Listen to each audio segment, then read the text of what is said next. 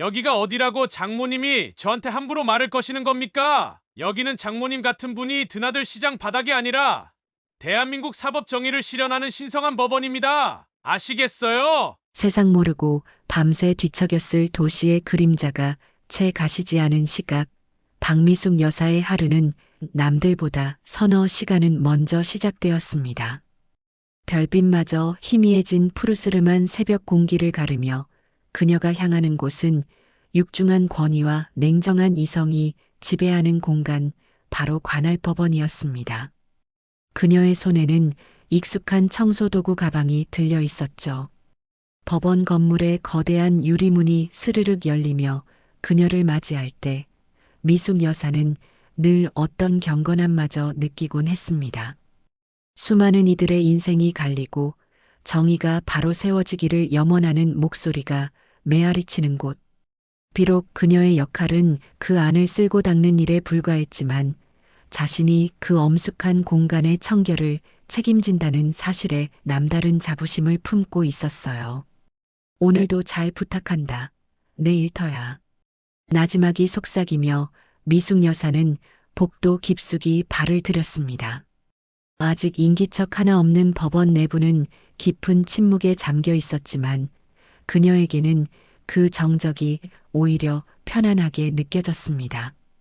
대리석 바닥에 그녀의 발소리와 청소 도구들이 부딪히는 소리만이 규칙적으로 울려 퍼졌죠. 제일 먼저 향하는 곳은 중앙 현관과 각 재판정으로 이어지는 긴 복도였습니다. 어젯밤 누군가 흘렸을지 모를 작은 먼지 한 톨, 희미한 발자국 하나도 그녀의 예리한 눈을 피해갈 수는 없었습니다. 마치 오랜 친구의 얼굴을 어루만지듯 그녀는 부드러운 걸레질로 차가운 바닥에 온기를 풀어넣었습니다. 창틀에 쌓인 먼지를 털어내고 유리창을 닦아 새벽의 첫 햇살이 가장 먼저 재판정 안으로 쏟아질 수 있도록 길을 터주었어요. 이른 아침 그녀의 손길이 닿은 곳마다 법원은 서서히 잠에서 깨어나는 듯 했습니다. 최근 법원에는 새로운 바람이 불고 있다는 소문이 파다했습니다. 새로 부임한 임석호 판사에 대한 이야기였죠. 미숙 여사도 오며 가며 동료 미화원들이나 경비원들에게서 그의 명성을 익히 들어 알고 있었습니다. 그분은 진짜 백이래.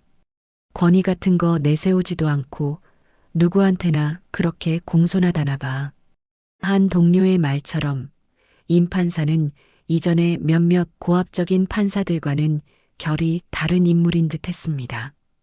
실제로 미숙 여사도 몇 번 먼발치에서 그를 본 적이 있었어요. 항상 단정한 몸가짐에 부드러운 미소를 띠고 있었고 청소하는 자신과 눈이라도 마주치면 가볍게 목례를 건네기도 했습니다. 그 짧은 순간의 배려가 미숙 여사에게는 큰 위안이 되곤 했죠. 세상이 다 각박한 것만은 아니라는 작은 증거처럼 느껴졌기 때문입니다. 그렇게 오전 내내 땀 흘려 일과를 마친 미숙 여사는 퇴근 후 하나뿐인 딸 지연의 집으로 향했습니다. 사위인 최민준 변호사가 오늘 저녁은 꼭 함께하자고 성화를 부렸기 때문입니다. 지연이 사는 강남의 주상복합 아파트는 언제 와도 으리으리했습니다. 번쩍이는 로비를 지나 초고속 엘리베이터를 타고 오르면 서울의 야경이 한눈에 펼쳐지는 그림 같은 풍경이 기다리고 있었죠. 하지만 미숙 여사는 그 화려함 속에서 늘 약간의 불편함을 느끼곤 했습니다. 어머니, 오셨어요? 힘들진 않으셨고요? 지연이 화난 얼굴로 미숙 여사를 맞이했습니다.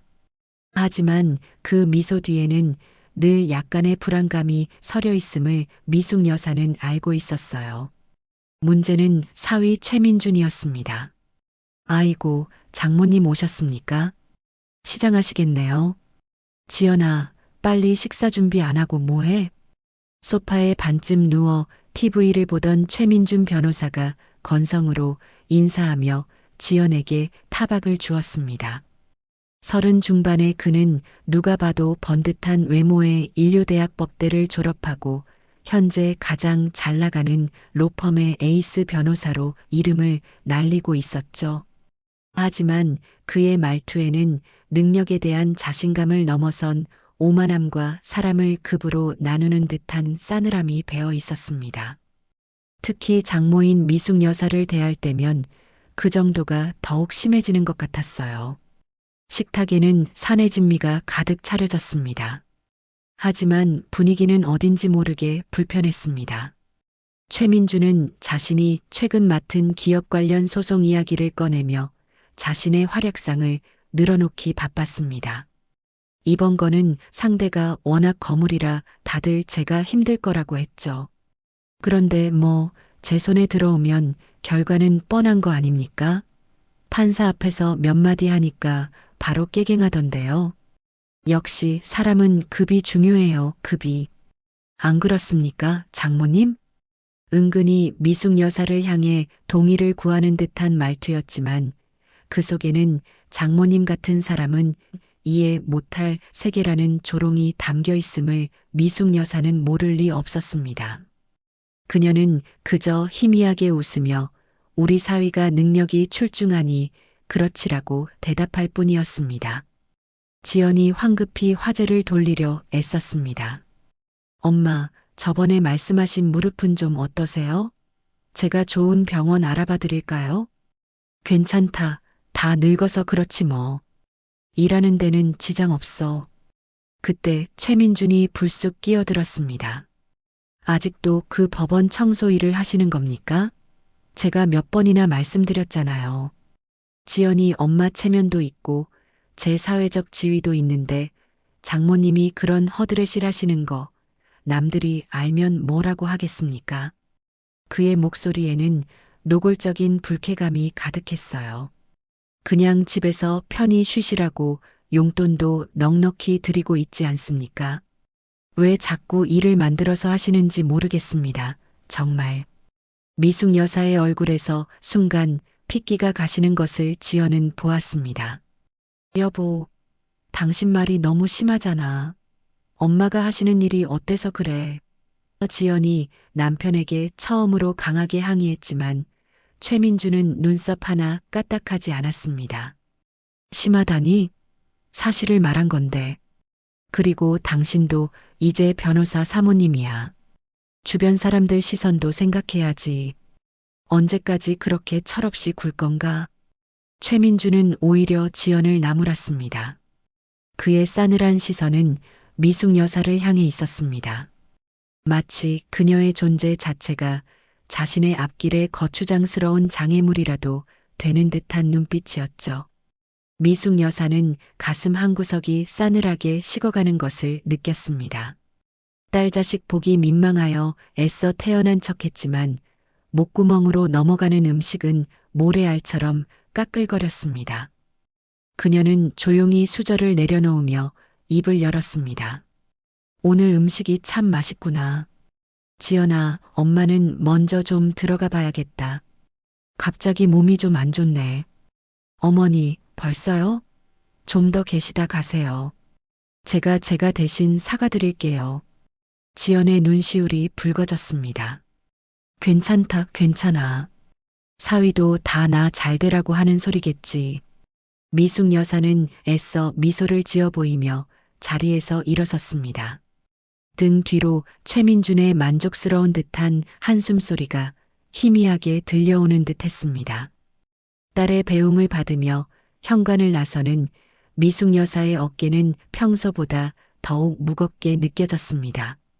밤하늘의 별조차 오늘따라 유난히 멀어 보였어요. 평생을 정직하게 땀 흘려 살아왔건만 그 모든 것이 사위 앞에서는 한낱 부끄러운 과거일 뿐인가 싶어 가슴 한구석이 시큰거렸습니다. 하지만 그녀는 이내 고개를 들었습니다. 아니, 내 삶은 부끄럽지 않아. 절대로. 스스로에게 다짐하며 어두운 밤길을 홀로 걸었습니다. 싸늘한 저녁 식사가 끝난 후 며칠이 흘렀지만 박미숙 여사의 가슴 속에 박힌 가시 같은 말들은 쉽게 뽑히지 않았습니다. 새벽녘 아직 어둠이 채 가시지 않은 차가운 공기를 가르며 법원으로 향하는 그녀의 발걸음은 평소보다 조금 더 무겁게 느껴졌어요. 매일같이 반복되는 일상이었지만 오늘은 유난히 그 무게가 어깨를 짓눌렀습니다. 버스 창밖으로 빠르게 스쳐 지나가는 도시의 풍경은 잠에서 깨어나지 못한 채 흐릿했고 그 풍경 위로 사위 최민준이 경멸 어린 눈빛이 자꾸만 어른거렸습니다. 내가 뭘 그렇게 잘못한 걸까? 딸 자식 보기 부끄럽지 않게 남의 눈에 눈물 나게 한 적 없이 평생을 떳떳하게 살아왔다고 생각했는데 미숙 여사는 자신도 모르게 터져 나오려는 한숨을 꾹 삼켰습니다. 법원에 도착하자마자 그녀는 익숙하게 청소 도구실로 향했습니다. 낡았지만 정갈하게 정돈된 도구들. 그것들은 지난 수십 년간 그녀의 가장 정직한 동료였습니다. 묵묵히 제 할 일을 하며 땀 흘리는 동안에는 세상 시름도 잠시 잊을 수 있었죠. 그녀는 평소보다 더 세심하게 복도 구석구석을 살폈습니다. 어쩌면 조금이라도 더 몸을 움직여야만 마음속의 응어리가 풀릴 것 같았기 때문입니다. 긴 복도를 따라 천천히 걸레를 밀 때마다 대리석 바닥에 비친 자신의 초라한 그림자가 유난히 도드라져 보였습니다. 아니야, 초라한 게 아니야. 땀 흘려 일하는 게 뭐가 부끄럽다고. 스스로에게 몇 번이고 되뇌었지만 한 번 가라앉은 마음은 쉽게 떠오르지 않았습니다. 그날따라 법원은 아침부터 부산했습니다. 언론의 주목을 받는 큰 사건의 공판이 연이어 예정되어 있었고 덕분에 평소보다 많은 사람들이 법원을 드나들 것으로 예상되었습니다.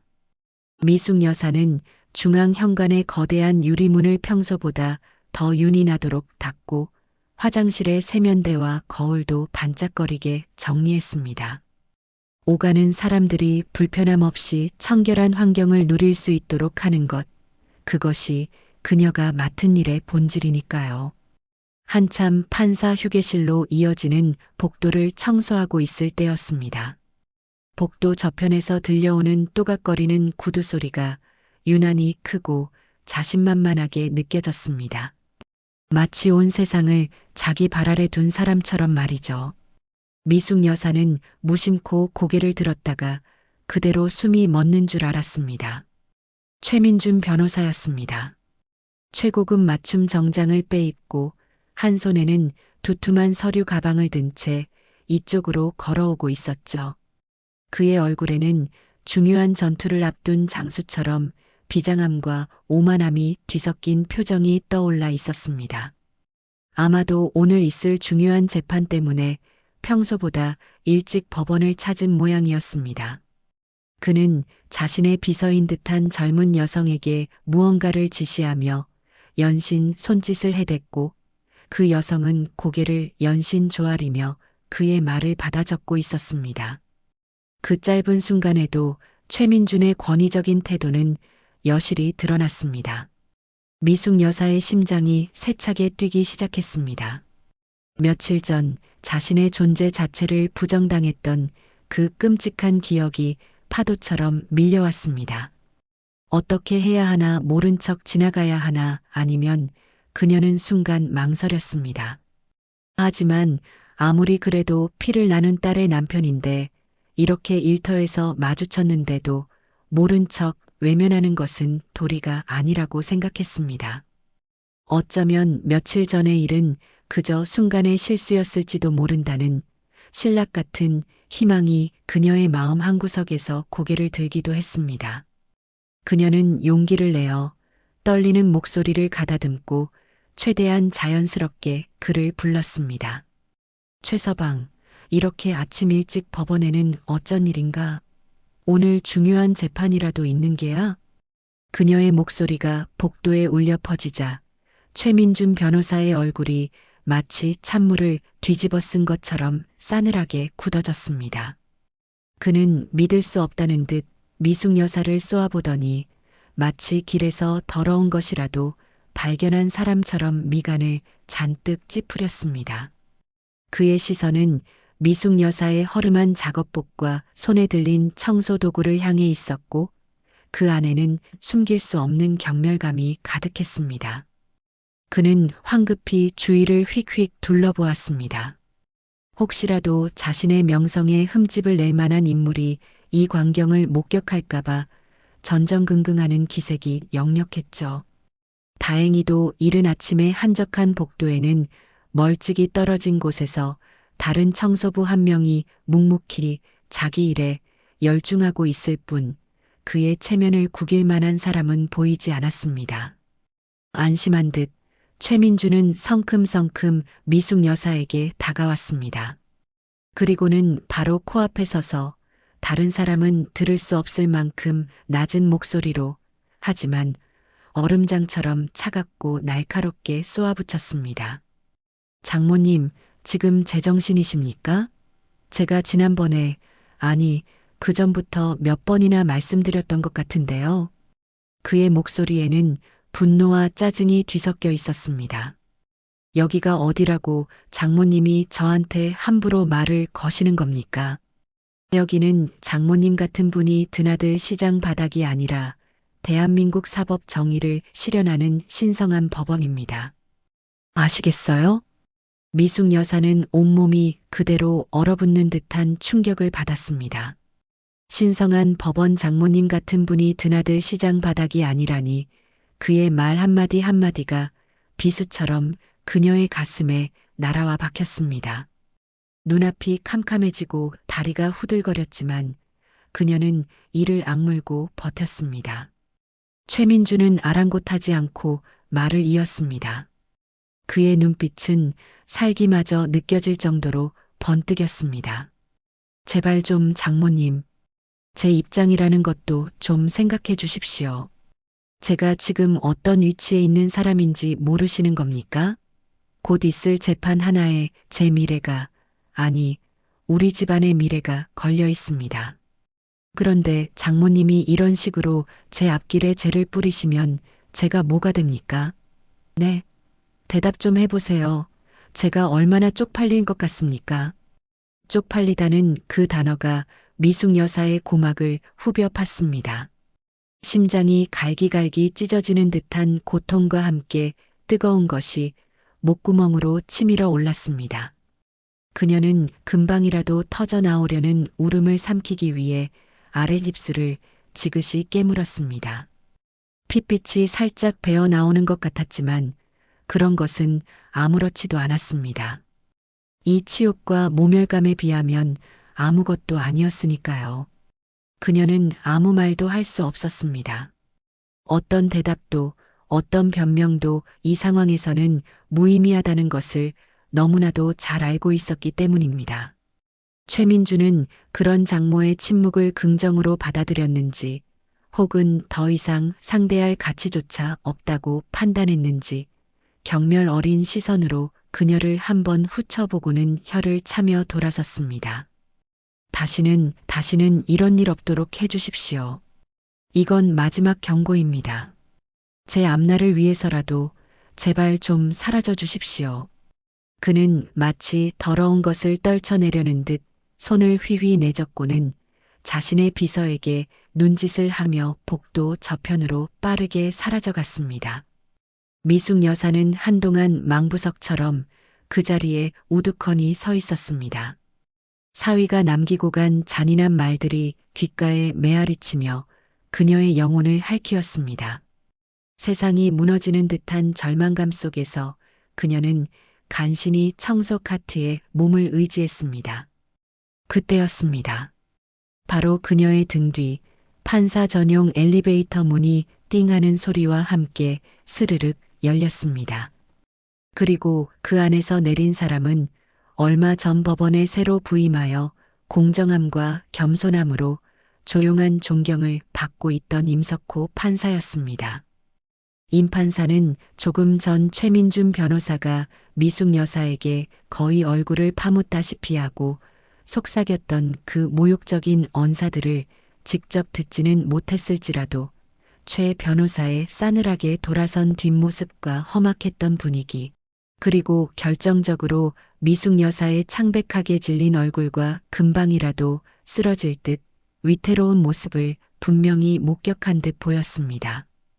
그의 미간이 살짝 찌푸려졌고 그의 시선은 최민준 변호사가 사라진 복도 끝과 망연자실한 표정의 미숙 여사 사이를 잠시 오갔습니다. 복도에는 무거운 정적만이 감돌았고 그 정적 속에는 어떤 폭풍전야 같은 긴장감이 흐르고 있었습니다. 최민준 변호사가 남긴 말들은 날카로운 유리 조각이 되어 박미숙 여사의 온 마음에 흩뿌려진 듯 했습니다. 숨쉬는 것조차 고통스러웠고 온몸의 감각이 마비되는 듯 했죠. 그녀는 금방이라도 바닥에 주저앉을 것처럼 휘청거렸습니다. 청소 카트 손잡이를 붙잡은 손이 가늘게 떨리고 있었고 애써 참으려 했지만 눈가에는 이미 뜨거운 눈물이 방울방울 맺히기 시작했습니다. 내가 왜 이런 수모를 당해야 하는 걸까? 내 딸 지연이는 이 사실을 알기나 할까? 아니, 알아서는 안 되지.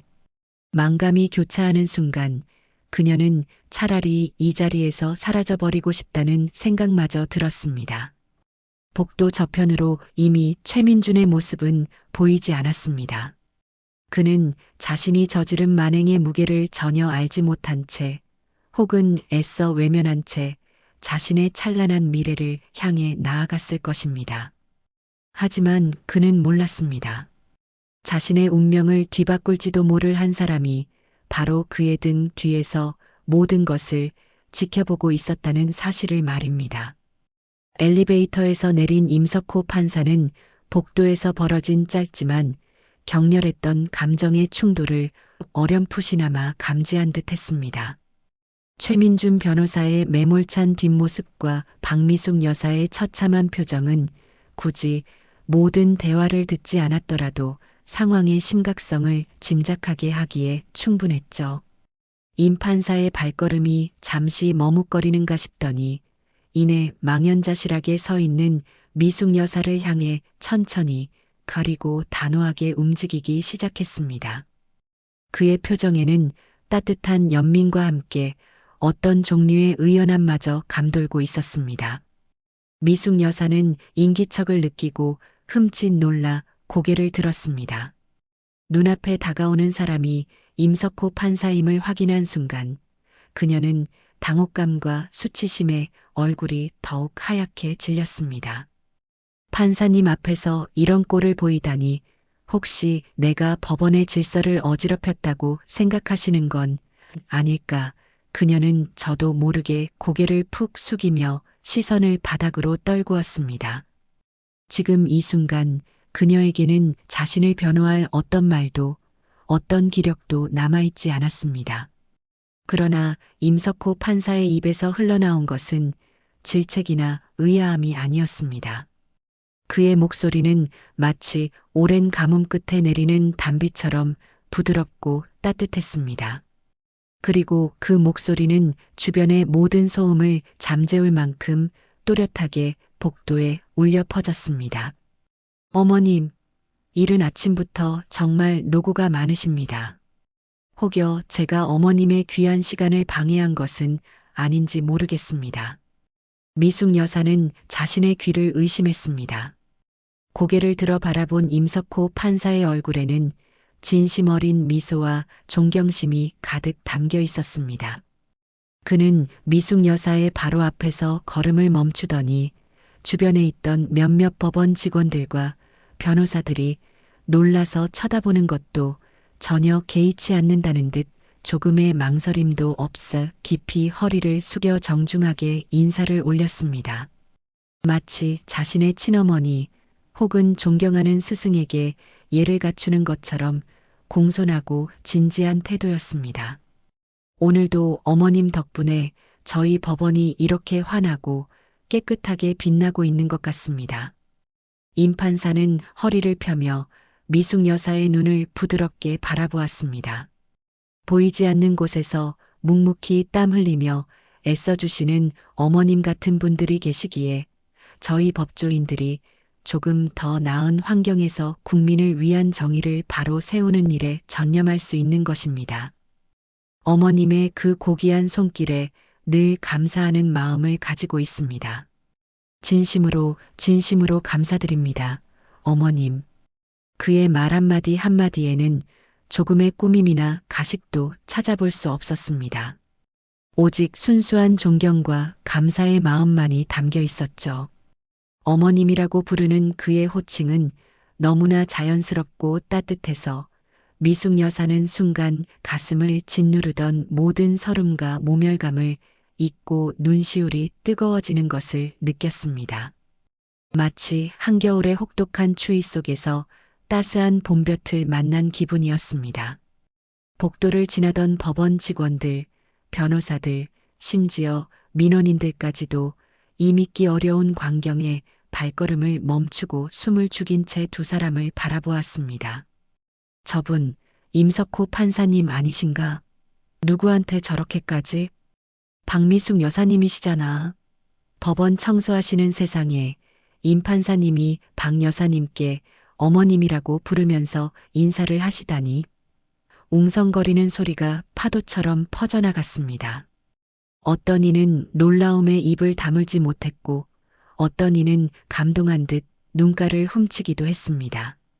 이 극적인 반전의 순간을 최민준 변호사 또한 놓치지 않았습니다.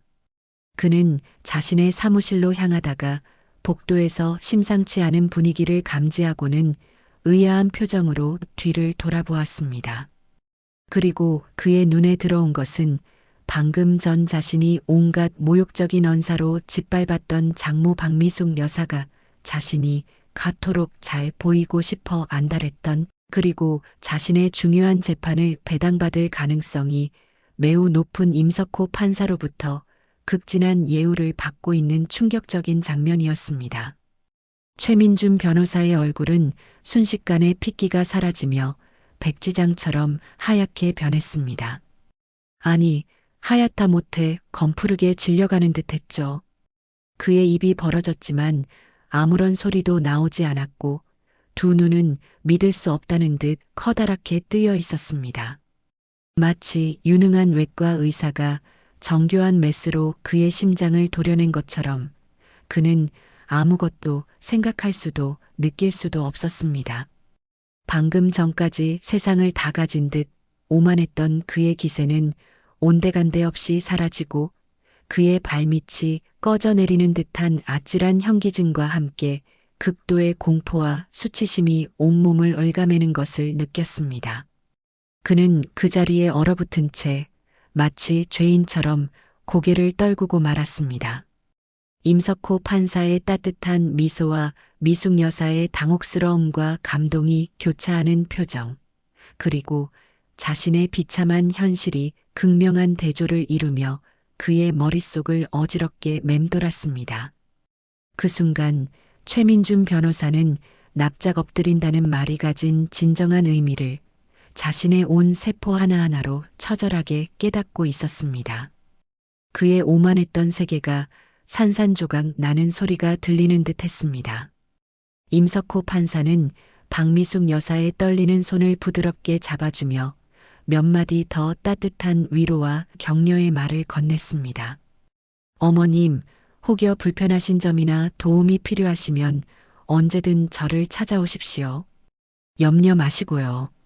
그의 진심 어린 배려는 미숙 여사의 얼어붙었던 마음을 조금씩 녹여주었습니다.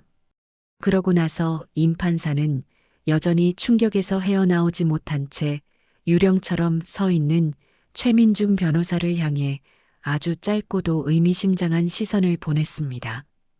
그 시선에는 어떤 직접적인 질책이나 경멸은 담겨 있지 않았지만 오히려 그래서 더욱 무겁고 서늘하게 최민준의 심장을 꿰뚫는 듯했습니다.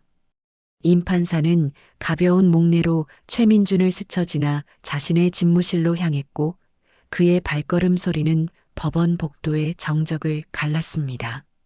판사의 모습이 시야에서 완전히 사라지고 나서야 최민준은 간신히 굳었던 몸을 움직일 수 있었습니다. 하지만 그의 정신은 여전히 극도의 혼란 속에서 허우적거리고 있었죠. 도대체 이게 무슨 상황이지? 임석호 판사가 왜 장모님을 어머님이라고까지 부르면서 저렇게 깍듯하게 대하는 거지? 장모님이랑 무슨 특별한 관계라도 있는 건가? 아니면 내 모든 걸 알고 있는 건가? 수만 가지 생각이 그의 머릿속을 스쳐 지나갔지만 어느 것 하나 명쾌한 답을 주지 못했습니다. 그는 당장이라도 미숙 여사에게 달려가 이 모든 상황에 대해 캐묻고 싶었지만 차마 그럴 용기가 나지 않았습니다. 오히려 방금 전 임 판사에게 목격되었을 자신의 추악하고 오만했던 모습이 떠올라 온몸의 피가 싸늘하게 식는 것을 느꼈습니다. 쥐구멍이라도 있다면 당장이라도 숨고 싶은 심정이었습니다. 주변의 웅성거림은 이제 노골적인 비웃음과 경멸로 바뀌어 그의 귀에 박히는 듯 했습니다. 세상에, 최 변호사 완전 제대로 망신당했네. 꼴 좋다. 그러게 말이야. 평소에 얼마나 거만하게 굴었으면 임 판사님 눈밖에 제대로 난 거 아니야? 저런 사람이 무슨 변호를 한다고. 장모님한테 하는 꼴을 보니 인성부터 글러먹었어. 그 모든 소리가 날카로운 칼날이 되어 그의 심장을 후벼 팠습니다. 최민주는 더 이상 그 자리에 서 있을 수 없었습니다. 그는 마치 도망치듯 혹은 무언가에 쫓기듯 허둥지둥 그 자리를 벗어나 근처 비상계단으로 몸을 피했습니다. 아무도 없는 차갑고 어두컴컴한 계단에 홀로 주저앉은 그는 거친 숨을 몰아쉬며 흐트러진 옷매무새를 신경질적으로 매만졌습니다. 산산조각난 체면과 바닥에 떨어진 자존심 그리고 자신의 앞날에 드리워진 검은 그림자에 대한 공포감으로 그는 거의 이성을 잃기 직전이었습니다. 그의 손은 부들부들 떨렸고 식은땀이 등줄기를 타고 흘러내렸습니다. 한편 박미숙 여사는 자신에게 쏟아지는 수많은 시선 속에서 천천히 평정을 되찾으려 애썼습니다. 임석호 판사의 예상치 못한 따뜻한 배려는 분명 큰 위안과 감동을 주었지만 그것이 그녀를 교만하게 만들거나 현실을 잊게 하지는 않았습니다. 그녀는 자신을 향한 동정, 호기심, 심지어 경외감마저 느껴지는 눈빛들을 애써 외면하며 묵묵히 다시 손에 익은 청소 도구를 잡았습니다. 방금 전까지만 해도 사위의 모진 말에 베이고 핥히어져 피 흘리던 그녀의 마음이었지만 이제 그 상처 위로 어떤 단단한 각오 같은 것이 새겨지는 듯 했습니다. 그녀는 아무 일도 없었다는 듯 조금의 흐트러짐도 없이 하던 일을 계속했습니다. 빗자루질은 더욱 정성스러워졌고 걸레질은 더욱 힘찼습니다. 바닥에 작은 얼룩 하나까지도 용납하지 않겠다는 듯 그녀는 온 신경을 자신의 일에 집중했습니다. 그 고요하고 묵묵한 모습은 어떤 화려한 언변이나 격한 항의보다도 더 강렬하게 그녀의 존엄성을 증명하고 있었습니다. 그녀는 자신의 자리에서 자신의 방식으로 세상의 모든 편견과 모욕에 맞서고 있었던 것입니다. 그날 오후 법원 건물 전체는 온통 임석호 판사와 박미숙 여사 그리고 최민준 변호사에 대한 이야기로 들끓었습니다. 점심시간 구내식당에서부터 시작된 소문은 각 사무실의 탕비실을 거쳐 저녁 무렵에는 법원 근처 술집의 안주거리로까지 이어졌습니다. 임석호 판사님, 정말 보통 분이 아니시더라. 그 청소하시는 박 여사님께 어머님이라고 부르면서 극진히 대하시는데 보는 내가 다 감동했다니까. 그러게 말이야. 박 여사님도 뭔가 특별한 분이신가 봐. 혹시 임 판사님 은인이라도 되시는 거 아니야? 근데 그 최민준 변호사는 완전 찍혔다며? 장모님한테 막말하다가 임 판사님한테 딱 걸렸다던데. 쌤통이다, 아주. 소문은 꼬리에 꼬리를 물고 퍼져나가면서 조금씩 각색되고 과장되기도 했지만 핵심적인 내용은 변하지 않았습니다. 최민준 변호사의 오만방자한 행동과 그로 인한 공개적인 망신, 그리고 그와는 대조적으로 청소 노동자에게 극진한 존경을 표한 임석호 판사의 인간적인 면모. 이 사건은 순식간에 법원 내에서 가장 뜨거운 이슈로 떠올랐고 최민준 변호사의 평판은 하루아침에 나락으로 떨어졌습니다. 그는 자신이 그토록 공들여 쌓아 올린 명성과 이미지가 한순간에 무너져 내리는 것을 속수무책으로 지켜볼 수밖에 없었습니다. 반면 박미숙 여사는 자신도 모르는 사이에 법원 내에서 조용한 존경과 연대의 대상이 되어가고 있었습니다. 그녀의 성실함과 임 판사의 예기치 않은 존중이 빚어낸 누구도 예상하지 못했던 아이러니한 결과였습니다. 법원 복도에서의 그 치욕적인 사건 이후 최민준 변호사의 밤은 악몽으로 가득 찼습니다. 눈을 감으면 임석호 판사의 그 알 수 없는 표정과 함께 자신을 경멸하듯 내려다보던 장모 박미숙 여사의 얼굴이 번갈아 떠올라 그를 괴롭혔습니다. 식은땀을 흘리며 잠에서 깨어나기를 반복했고 날이 밝아오는 것이 두려울 정도였죠. 혹시 임 판사가 장모와 정말로 특별한 관계가 있어서 자신이 장모에게 저지른 만행을 빌미로 재판에서 불이익을 주려는 것은 아닐까 하는 망상은 꼬리에 꼬리를 물고 그의 정신을 갉아먹었습니다.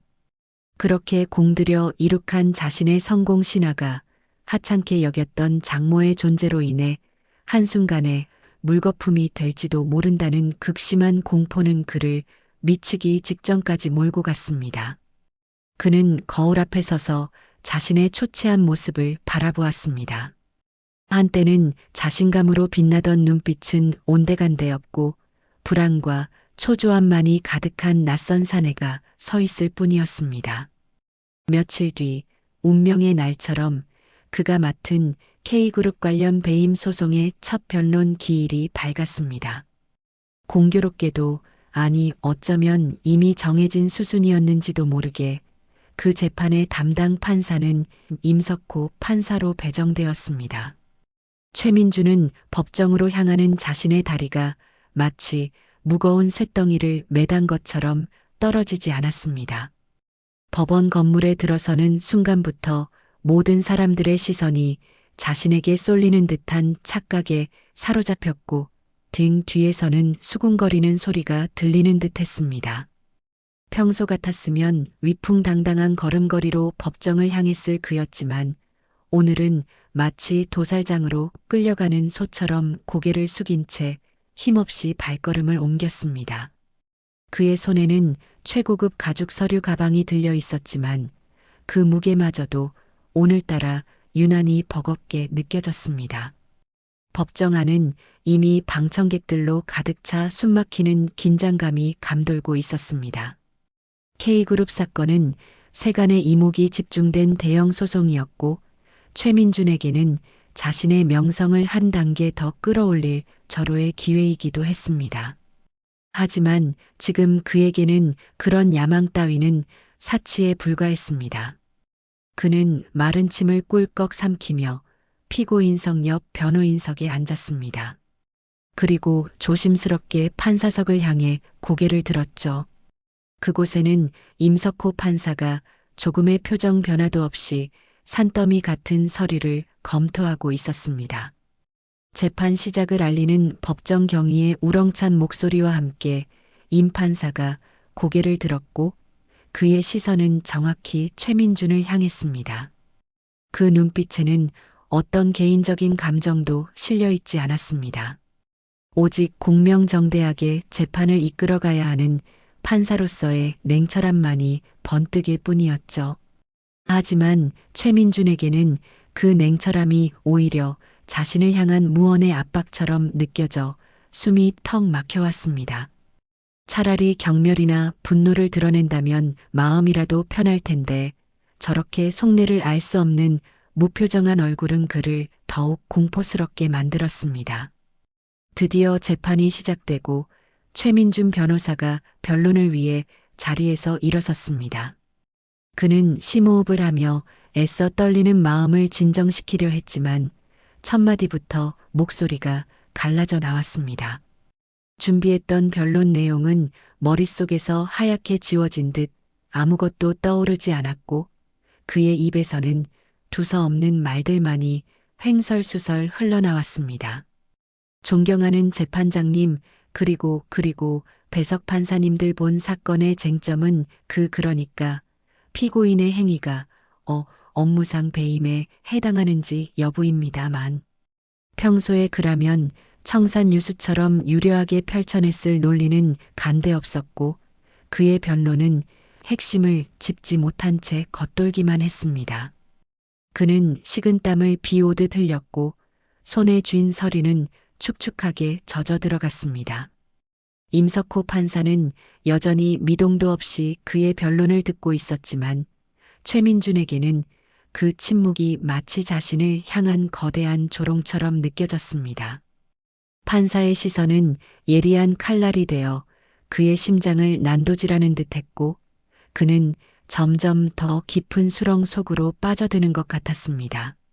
상대편 검사는 이런 최민준의 실수를 놓치지 않고 매섭게 반격을 가해왔고 그는 제대로 된 반박조차 하지 못한 채 속수무책으로 무너졌습니다. 그의 머릿속은 온통 법원 복도에서 임 판사가 장모에게 극진히 대하던 그 장면으로 가득 차 있었고 그는 지금 자신이 법정에 서 있는 것인지 아니면 끝없는 악몽을 꾸고 있는 것인지조차 분간하기 어려웠습니다. 방청석에서는 술렁이는 소리가 점점 커졌습니다. 최 변호사, 오늘 상태가 영 안 좋은데? 저러다 재판 말아먹는 거 아니야? 그러게 말이야. 무슨 큰일이라도 있었나 봐. 안색도 안 좋고.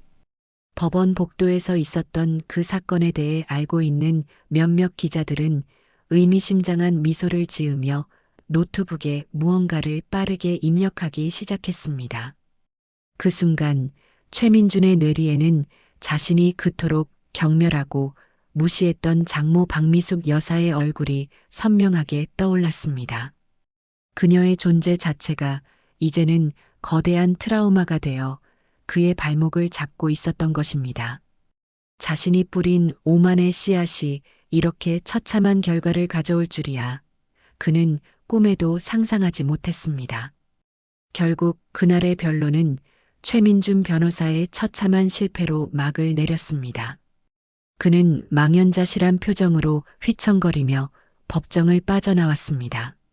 쏟아지는 기자들의 질문 세례에도 아무런 대답을 하지 못한 채 그는 마치 폐잔병처럼 도망치듯 법원 건물을 떠났습니다. 한때 법조계의 가장 빛나는 별로 불리며 세상을 다 가진 듯 오만하게 굴었던 그의 찬란했던 시절은 이제 과거의 신기루처럼 아스라이 사라져가고 있었습니다. 그의 마음속에는 깊은 절망감과 함께 자신이 저지른 어리석음에 대한 뼈저린 후회만이 남아 세차게 소용돌이치고 있었습니다. 법원 복도에서 시작되었던 작은 균열은 이제 걷잡을 수 없이 커져 그의 인생 전체를 삼킬 듯한 거대한 균열이 되어버린 것이었습니다. 최민준 변호사가 법정에서 처참하게 무너진 그날 저녁 박미숙 여사는 여느 때와 다름없이 딸 지연의 집을 찾았습니다.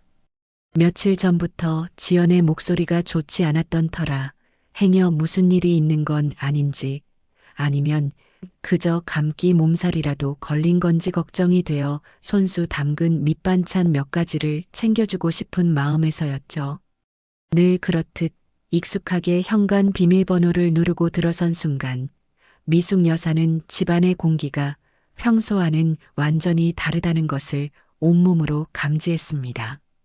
싸늘하다 못해 마치 북극의 빙하처럼 차갑고 날카로운 기운이 온 집안을 휘감고 있었고 널찍한 거실 소파에는 최민준 변호사가 넋이 나간 사람처럼 아니 모든 것을 빼앗기고 버려진 유령처럼 멍하니 앉아 있었습니다.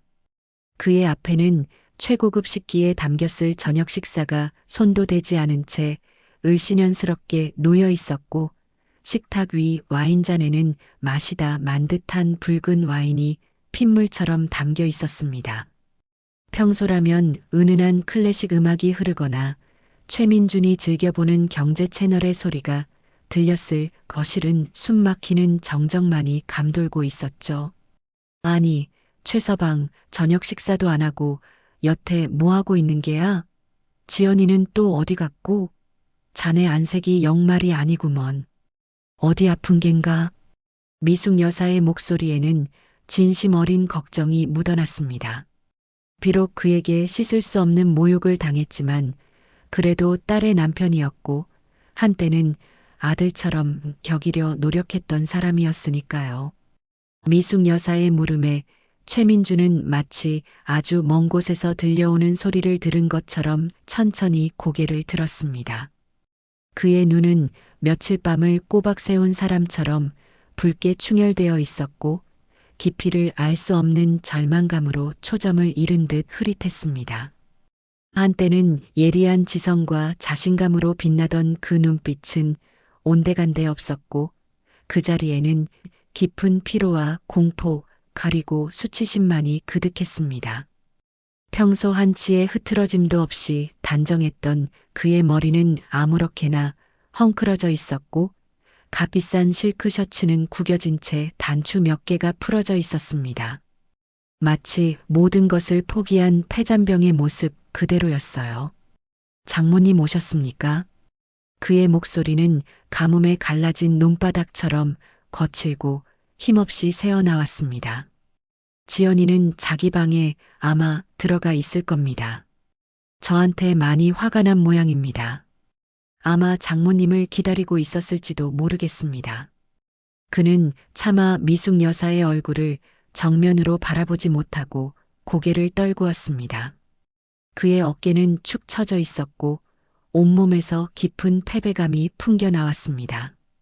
미숙 여사는 직감적으로 무언가 아주 큰일이 터졌음을 깨달았습니다. 딸 지연의 방 쪽을 바라보니 방문이 굳게 닫혀 있었고 그 안에서는 아무런 소리도 들려오지 않았습니다.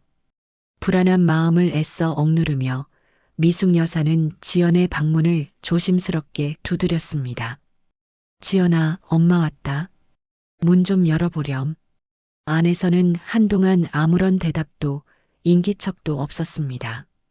미숙 여사가 다시 한번 조금 더 큰 소리로 문을 두드리자 그제야 한참 만에 문 안쪽에서 작은 흐느낌과 함께 갈라지고 잠긴 목소리가 힘겹게 들려왔습니다.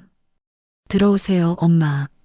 끼익하고 무거운 소리를 내며 방문이 열리자 방 안의 풍경은 미숙 여사의 가슴을 더욱 철렁 내려앉게 만들었습니다.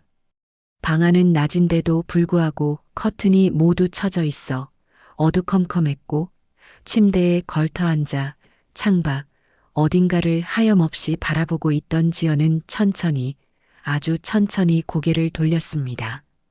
그녀의 아름다운 얼굴은 온통 눈물로 얼룩져 있었고 두 눈은 밤새 울었는지 퉁퉁 부어 토끼 눈처럼 빨갛게 변해 있었습니다.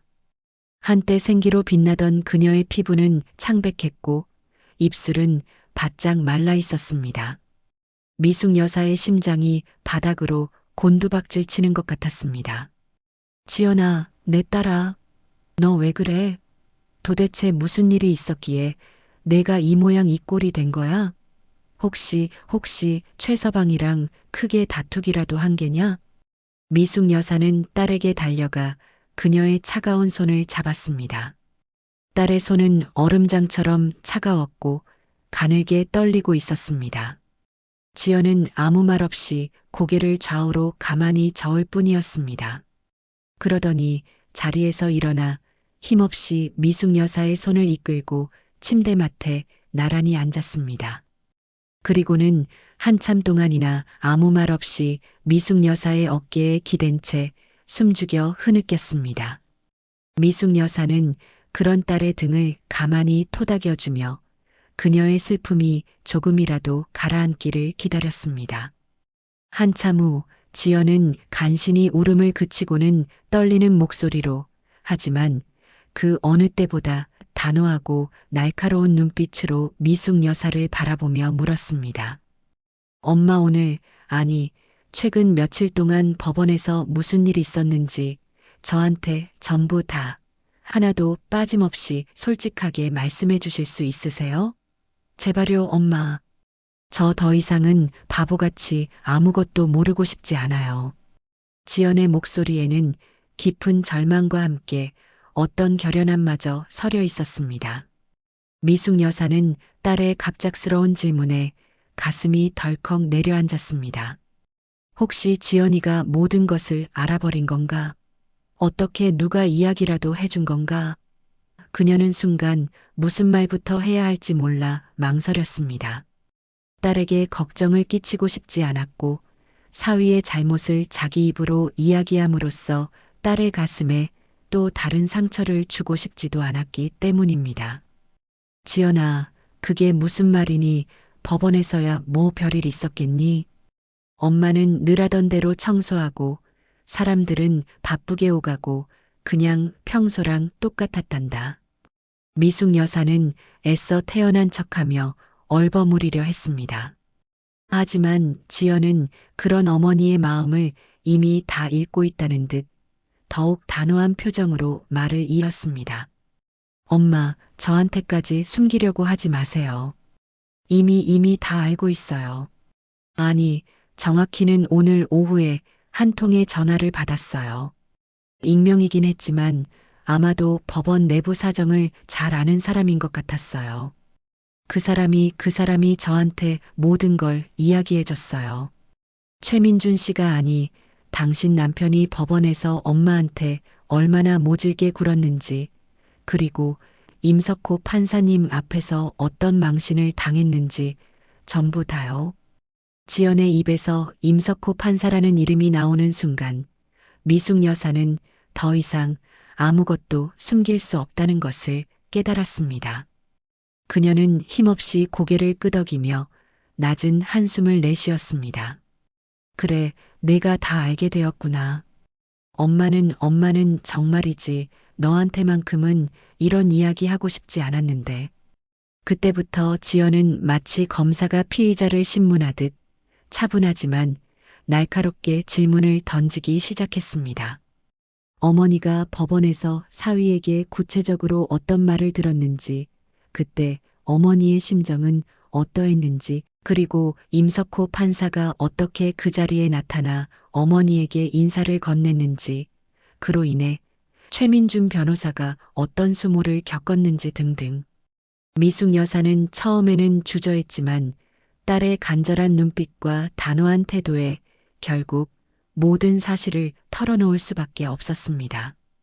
사위가 자신에게 쪽팔리니 아는 척하지 말라고 했던 모욕적인 언사, 그로 인해 가슴에 피멍이 들었던 순간들, 그리고 임석호 판사의 예기치 않은 등장과 따뜻한 위로, 마지막으로 법정에서 처참하게 무너졌다는 사위의 이야기까지. 미숙 여사의 이야기가 이어질수록 지연의 얼굴은 점점 더 창백하게 굳어갔고 그녀의 두 눈에서는 뜨거운 분노의 불길이 타오르기 시작했습니다. 모든 이야기를 다 들은 지연은 한동안 아무 말도 하지 못했습니다. 그녀는 마치 거대한 망치로 머리를 얻어맞은 듯한 충격에 휩싸여 입술만 파르르 떨고 있었죠. 어머니가 그토록 믿고 의지했던 사위에게, 그리고 자신이 그토록 사랑했던 남편에게 그런 배신을 당했다는 사실을 도저히 믿을 수가 없었습니다. 어머니가 평생을 바쳐 자신을 키우고 그 모진 세월을 꿋꿋하게 버텨온 이유가 오직 자신 때문이었음을 너무나도 잘 알고 있었기에 그녀의 분노는 하늘을 찌를 듯 했습니다. 그녀는 주먹을 불끈 쥐었고 온몸이 부들부들 떨렸습니다. 엄마, 제가 정말 죄송해요. 제가 남편 하나 잘못 만나서 엄마한테 이런 꼴까지 보이게 하다니. 지연은 다시 한번 울음을 터뜨리며 어머니의 품에 안겼습니다. 하지만 이번의 울음은 단순한 슬픔이나 절망이 아니었습니다. 그것은 배신감과 모멸감, 그리고 끓어오르는 분노가 뒤섞인 처절한 절규였습니다. 미숙 여사는 그런 딸을 가만히 안아주며 등을 쓸어주었습니다. 아니다, 지연아. 내 탓이 아니야. 절대로 내 탓이 아니란다. 사람이 살다 보면 이런 일도 있고 저런 일도 있는 법이지. 엄마는 괜찮다. 정말 괜찮아. 하지만 그녀의 목소리 또한 가늘게 떨리고 있었습니다. 한참을 울던 지연은 문득 결심한 듯 눈물을 닦고 자리에서 벌떡 일어났습니다. 그녀의 눈빛은 이제 슬픔을 넘어선 차가운 분노로 이글거리고 있었습니다. 엄마, 잠깐만 여기서 기다리고 계세요. 제가 저 인간하고 단판을 짓고 오겠어요. 오늘 이 자리에서 모든 걸 끝내야겠어요. 지연은 마치 폭풍처럼 자신의 방을 나섰습니다. 그녀의 발걸음 소리는 거실을 향해 빠르고 단호하게 울려 퍼졌죠. 미숙 여사는 불안한 마음에 딸의 뒤를 따랐지만 차마 그들 부부 사이의 일에 직접 끼어들 수는 없었습니다. 그저 거실 입구에 선 채 걱정스러운 눈빛으로 상황을 지켜볼 뿐이었습니다. 거실 소파에는 여전히 최민준 변호사가 폐인처럼 앉아 있었습니다. 그는 지연이 자신을 향해 살기등등한 기세로 다가오는 것을 보고는 마치 사형 선고를 기다리는 죄수처럼 겁에 질린 표정으로 움츠러들었습니다. 평소 지연 앞에서 그토록 당당하고 위압적이던 그의 모습은 이미 온데간데 없었습니다. 지연은 최민준의 바로 앞에 우뚝 멈춰서서 그를 차갑게 내려다보았습니다. 그녀의 목소리는 얼음장처럼 차가웠지만 그 안에는 용암처럼 뜨거운 분노가 들끓고 있었습니다. 최민준 씨, 당신 지금 제정신이에요? 아니, 당신이라는 인간에게 원래부터 제정신이라는 게 있기는 했어요? 최민준은 아무 대답도 하지 못하고 고개만 푹 숙였습니다. 그의 어깨가 파르르 떨리는 것이 어둠 속에서도 느껴졌습니다. 어떻게 우리 엄마한테 그런 짓을 할 수가 있어요? 당신 그래도 사람이에요? 짐승도 그렇게까지 하지는 않을 거예요. 지연의 목소리는 점점 더 높아졌고 격앙된 감정을 주체하지 못하는 듯 했습니다. 우리 엄마가 당신한테 뭘 그렇게 잘못했는데요? 평생을 당신 뒷바라지하면서 당신 성공만을 위해서 살아오신 분이에요. 그런데 당신은 그런 우리 엄마의 등에 칼을 꽂았어요. 그것도 아주 잔인하고 비열한 방식으로. 그녀는 잠시 말을 멈추고 가쁜 숨을 몰아쉬었습니다. 그녀의 눈에서는 뜨거운 눈물이 쉴 새 없이 흘러내렸지만 그녀는 손으로 눈물을 닦을 생각조차 하지 못했습니다. 당신이 그렇게 잘나셨어요? 당신이 그렇게 대단한 변호사라서 법원에서 청소하는 우리 엄마가 그렇게 하찮아 보였어요? 당신 눈에는 우리 엄마가 먼지보다도 못한 존재였냐고요. 지연은 거의 절규하듯 소리쳤습니다. 우리 엄마가 새벽부터 밤늦게까지 그 차가운 법원 바닥을 쓸고 닦으면서 번 돈으로 당신 뒷바라지한 건 생각 안 나세요? 당신이 지금 그 자리에 있기까지 우리 엄마가 얼마나 많은 피눈물을 흘렸는지 당신은 단 한 번이라도 진심으로 생각해 본 적 있냐고요. 최민주는 여전히 아무 말도 하지 못했습니다. 아니, 할 말이 없었을 것입니다. 지연의 말 한마디 한마디가 비수가 되어 그의 심장을 꿰뚫었기 때문입니다. 그는 고개를 더욱 깊이 숙인 채 마치 죄인처럼 지연의 분노를 온몸으로 받아내고 있었습니다. 지연은 그런 그의 모습에 더욱더 치가 떨리는 듯 했습니다. 입이 있으면 어디 한번 변명이라도 해보시죠. 당신 그 잘난 주둥이로 평소에 나한테 했던 것처럼 어디 한번 짓거려 보시라고요. 왜 아무 말이 없어요? 이제 와서 후회라도 되는 거예요? 아니면 아직도 자기가 뭘 잘못했는지조차 모르는 건가요? 그녀는 거실 테이블 위에 놓여 있던 유리잔을 집어들어 바닥에 내동댕이 쳤습니다. 와장창 하는 날카로운 파열음과 함께 유리 조각들이 사방으로 튀었습니다. 미숙 여사는 딸의 격한 행동에 놀라 저도 모르게 작은 비명을 질렀지만 지연은 아랑곳하지 않았습니다. 당신 같은 인간하고 결혼한 내가 미쳤지. 당신의 그 번지르르한 겉모습에 속아서 당신의 그 더러운 속내를 미처 알아보지 못한 내 잘못이 크다고요. 하지만 이젠 끝이에요. 더 이상은 당신 같은 인간하고 단 하루도 같이 살 수 없어요. 지연의 목소리는 절망과 분노로 완전히 잠겨 있었습니다. 우리 엄마한테 무릎 꿇고 사죄하세요. 아니, 사죄만으로는 부족해요. 당신은 인간도 아니야. 당신은 정말 최악이야. 지연은 마지막 말을 내뱉으며 그 자리에 주저앉아 오열하기 시작했습니다.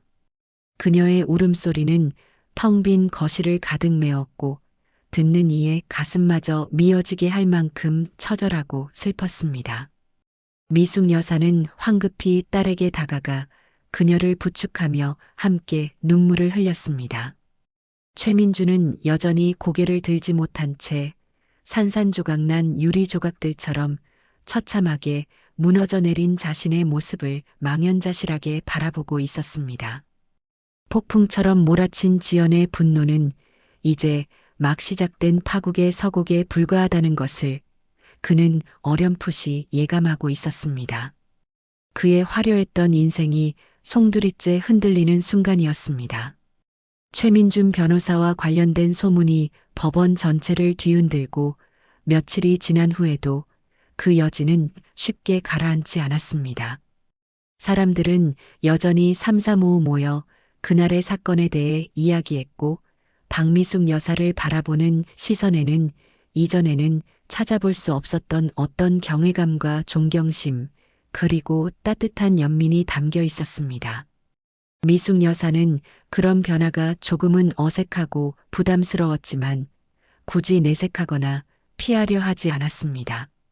그녀는 여전히 새벽 일찍 법원에 나와 묵묵히 자신의 일을 해냈고 그녀의 손길이 닿은 곳은 변함없이 청결하고 정갈했습니다. 그녀의 성실함은 어떤 소문이나 평가에도 흔들리지 않는 굳건한 반석과도 같았죠.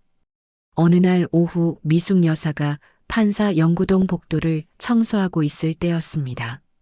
마침 복도를 지나던 임석호 판사와 우연히 마주치게 되었습니다. 임 판사는 미숙 여사를 보자 평소처럼 온화한 미소를 지으며 다가와 정중하게 인사를 건넸습니다. 어머님, 오늘도 여전히 법원을 빛내주고 계시는군요. 건강은 좀 어떠십니까? 그의 목소리에는 진심 어린 걱정과 존경이 담겨 있었습니다. 미숙 여사는 잠시 하던 일을 멈추고 임 판사를 향해 고개를 숙였습니다. 판사님 덕분입니다. 늘 염려해 주셔서 몸둘 바를 모르겠습니다. 임 판사는 미숙 여사의 거칠어진 손을 잠시 안타까운 눈빛으로 바라보더니 나지막한 목소리로 말했습니다. 제가 오히려 어머님께 감사드려야 할 일이 많습니다. 어머님께서 베풀어 주신 온정 덕분에 지금의 제가 있을 수 있었으니까요. 미숙 여사는 임 판사의 말에 의아한 표정을 지었습니다. 판사님, 그게 무슨 말씀이신지 저는 판사님께 아무것도 해드린 것이 없는걸요. 임 판사는 잠시 먼 곳을 바라보는 듯한 아련한 눈빛을 하더니 이내 부드러운 미소를 되찾으며 말했습니다. 아닙니다, 어머님. 어머님은 아마 기억하지 못하실 수도 있겠지만 아주 오래전 제가 가장 힘들고 절망스러웠던 시절에 어머님께서 저에게 건네주신 따뜻한 말 한마디와 작은 도움이 제 인생을 바꾸는 결정적인 계기가 되었습니다. 그는 잠시 말을 멈추고는 마치 오래된 사진첩을 넘기듯 천천히 과거의 기억을 더듬기 시작했습니다. 그때의 일을 생각하면 지금도 가슴 한구석이 따뜻해지곤 합니다. 어머님은 제게 단순한 은인을 넘어 삶의 지표와도 같은 분이십니다. 미숙 여사는 여전히 영문을 모르겠다는 표정이었지만 임판사의 진심 어린 눈빛과 목소리에서 그가 하는 말이 결코 빈말이 아님을 느낄 수 있었습니다. 그녀는 조용히 그의 다음 말을 기다렸습니다.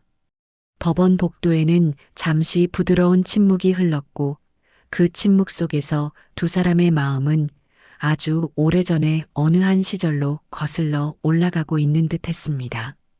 시간은 지금으로부터 약 25년 전으로 거슬러 올라갑니다.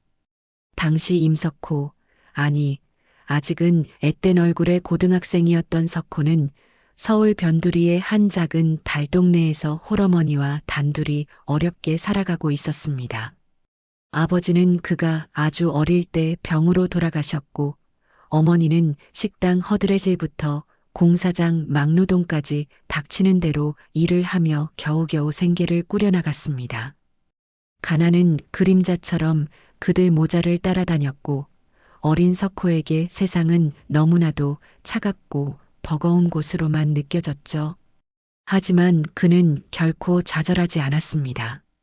오히려 가난을 이겨내고 훌륭한 사람이 되어 어머니를 호강시켜드리겠다는 굳은 일념으로 밤낮 없이 책과 씨름했습니다. 그의 유일한 꿈은 법관이 되어 정의롭고 공정한 사회를 만드는데 이바지하는 것이었습니다. 그러던 어느 해 겨울, 유난히 혹독한 추위가 기승을 부리던 때였습니다. 석호의 어머니가 그만 과로로 쓰러져 병원 신세를 지게 되었습니다. 병원비는커녕 당장 내일 먹을 쌀조차 없는 절망적인 상황이었죠. 어린 석호는 학교도 결석한 채 며칠 밤낮을 어머니 곁에서 눈물로 지새웠습니다. 세상의 모든 불행이 자신에게만 닥쳐오는 것 같아 원망스럽기까지 했습니다. 그날도 석호는 허기진 배를 움켜쥐고 병원 복도 한 구석에 웅크리고 앉아 하염없이 눈물만 흘리고 있었습니다. 어떻게 해야 하나 이대로 모든 것이 끝나버리는 건가 절망감이 그의 온몸을 짓눌렀습니다. 바로 그때 한 중년의 여인이 석호에게 다가왔습니다. 그녀는 병원 식당에서 허드렛 일을 하는 아주머니였는데 바로 젊은 시절의 박미숙 여사였습니다. 당시 미숙 여사 역시 남편을 일찍 여의고 어린 딸 지연을 홀로 키우며 고단한 삶을 살아가고 있었지만 그녀의 얼굴에는 늘 따뜻한 미소와 타인에 대한 깊은 연민이 어려 있었습니다. 그녀는 며칠 전부터 복도 구석에서 홀로 눈물 찢던 석호의 모습을 안타깝게 지켜보고 있었던 것입니다. 미숙 여사는 석호의 옆에 조용히 다가와 앉더니 따뜻한 김이 모락모락 피어오르는 국밥 한 그릇을 그의 앞에 조심스럽게 내려놓았습니다. 학생, 며칠 동안 아무것도 못 먹은 것 같던데 이거라도 좀 들게나? 빈속에 계속 울기만 하면 병난다네.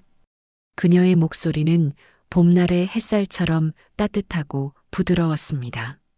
석호는 갑작스러운 호의에 놀라 고개를 들었습니다. 처음 보는 아주머니였지만 그녀의 눈빛에서는 어떤 꾸밈이나 동정도 찾아볼 수 없었습니다. 오직 순수한 걱정과 온정만이 담겨 있었죠. 그는 너무나도 배가 고팠지만 차마 그 국밥에 손을 댈 수가 없었습니다. 아주머니 저는 돈이 없는데요. 그의 목소리는 기어들어갈 듯 작았습니다. 미숙 여사는 그런 석호를 향해 인자하게 웃으며 말했습니다. 괜찮다네, 학생. 이건 내가 주는 거니까 아무 걱정 말고 어서 먹게 해. 젊은 사람이 굶으면 쓰나. 그리고 사람은 누구나 살다 보면 어려운 일을 겪을 수 있는 법이야. 중요한 건 그걸 어떻게 이겨내느냐 하는 거지. 학생 눈빛을 보니 아주 총명하고 올곧아 보이는데 분명 훌륭한 사람이 될 수 있을 거야. 그러니 절대로 희망을 잃지 말게나.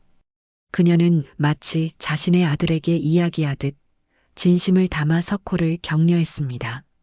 석호는 그 순간 자신도 모르게 뜨거운 눈물이 왈칵 쏟아지는 것을 느꼈습니다. 아주머니의 따뜻한 말 한마디와 김이 모락모락 나는 국밥 한 그릇은 세상의 모든 절망과 슬픔을 녹여주는 마법과도 같았습니다. 그는 고개를 숙인 채 허겁지겁 국밥을 먹기 시작했습니다. 국밥에 뜨거운 국물이 목구멍을 타고 내려갈 때마다 차갑게 얼어붙었던 그의 마음도 조금씩 녹아내리는 것 같았습니다. 눈물과 콧물이 범벅이 되어 국밥 그릇으로 떨어졌지만 그는 아랑곳하지 않고 마지막 국물 한 방울까지 깨끗하게 비웠습니다. 그것은 그가 평생 먹어본 음식 중에서 가장 맛있고 따뜻한 한 끼였습니다. 식사를 마친 석호는 미숙 여사에게 다가가 깊이 허리를 숙여 인사했습니다. 아주머니 정말 감사합니다. 이 은혜는 평생 잊지 않겠습니다. 그의 목소리는 감격에 겨워 떨리고 있었습니다. 미숙 여사는 그런 석호의 어깨를 가볍게 두드려주며 다시 한번 따뜻하게 격려했습니다. 뭘 그런 걸 가지고 어서 어머니께 가보게. 어머니께서도 학생이 밥 잘 먹고 기운 차리는 걸 더 좋아하실 게야. 그리고 이거 얼마 안 되지만 어머니 약값에라도 보태 쓰게나. 그녀는 주머니에서 꼬깃꼬깃한 지폐 몇 장을 꺼내 석호의 손에 쥐어주었습니다. 그것은 그녀가 며칠 동안 뼈 빠지게 일해서 번 돈의 전부였을지도 모릅니다. 석호는 차마 그 돈을 받을 수 없어 손사래를 쳤지만 미숙 여사는 단호한 표정으로 그의 손에 돈을 꼭 쥐어주고는 서둘러 자리를 떠났습니다. 멀어져가는 그녀의 뒷모습을 바라보며 석호는 다시 한번 뜨거운 눈물을 흘렸습니다. 그리고 그날 그는 가슴 깊이 맹세했습니다. 반드시 훌륭한 사람이 되어 언젠가 아주머니에게 이 크나큰 은혜를 꼭 갚겠다고 말입니다. 비록 그 후로 다시는 미숙 여사를 만나지 못했지만 그녀의 따뜻한 미소와 국밥 한 그릇의 온정은 평생 동안 그의 마음속 가장 깊은 곳에 등불처럼 남아 그가 좌절하고 싶을 때마다 새로운 용기와 희망을 주었습니다. 임석호 판사는 과거의 기억을 회상하며 잠시 감회에 젖은 듯한 표정을 지었습니다. 그의 눈가에는 촉촉한 물기가 어려 있었지만 입가에는 잔잔한 미소가 떠나지 않았습니다. 미숙 여사는 임 판사의 이야기를 듣는 내내 아무 말도 하지 않았습니다. 그녀는 아주 오래전 자신이 병원 식당에서 일하던 시절의 기억들을 어렴풋이 떠올리고 있었습니다. 그때 자신이 했던 작은 선행이 한 소년의 인생에 그토록 큰 영향을 미쳤으리라고는 꿈에도 생각하지 못했기에 그녀는 놀라움과 감동으로 가슴이 벅차올랐습니다. 그래서 저는 법관이 된 이후로도 늘 어머님의 그 따뜻한 마음을 본받으려 노력해왔습니다. 법이라는 것이 아무리 냉정하고 엄격하다고 해도 그 밑바탕에는 항상 사람에 대한 따뜻한 이해와 연민이 있어야 한다고 믿기 때문입니다. 임 판사는 미숙 여사를 향해 다시 한번 깊이 고개를 숙였습니다. 제가 오늘날 이렇게 법관의 자리에 설 수 있게 된 것은 모두 어머님 덕분입니다. 어머님은 제 인생의 가장 큰 은인이십니다. 미숙 여사는 두 손을 들어 임 판사의 팔을 부축하며 말했습니다. 판사님 아닙니다. 제가 한 일은 정말 아무것도 아닙니다. 그저 그때 제 눈에 학생이 너무 안쓰러워 보여서 저라도 그런 상황이었다면 누구라도 그렇게 했을 겁니다. 오히려 이렇게 훌륭한 법관이 되셔서 이 나라의 정의를 바로 세우고 계시는 판사님이 저야말로 정말 존경스럽습니다. 그녀의 목소리에는 진심 어린 존경과 감사가 담겨 있었습니다. 두 사람은 한동안 아무 말 없이 서로를 바라보았습니다.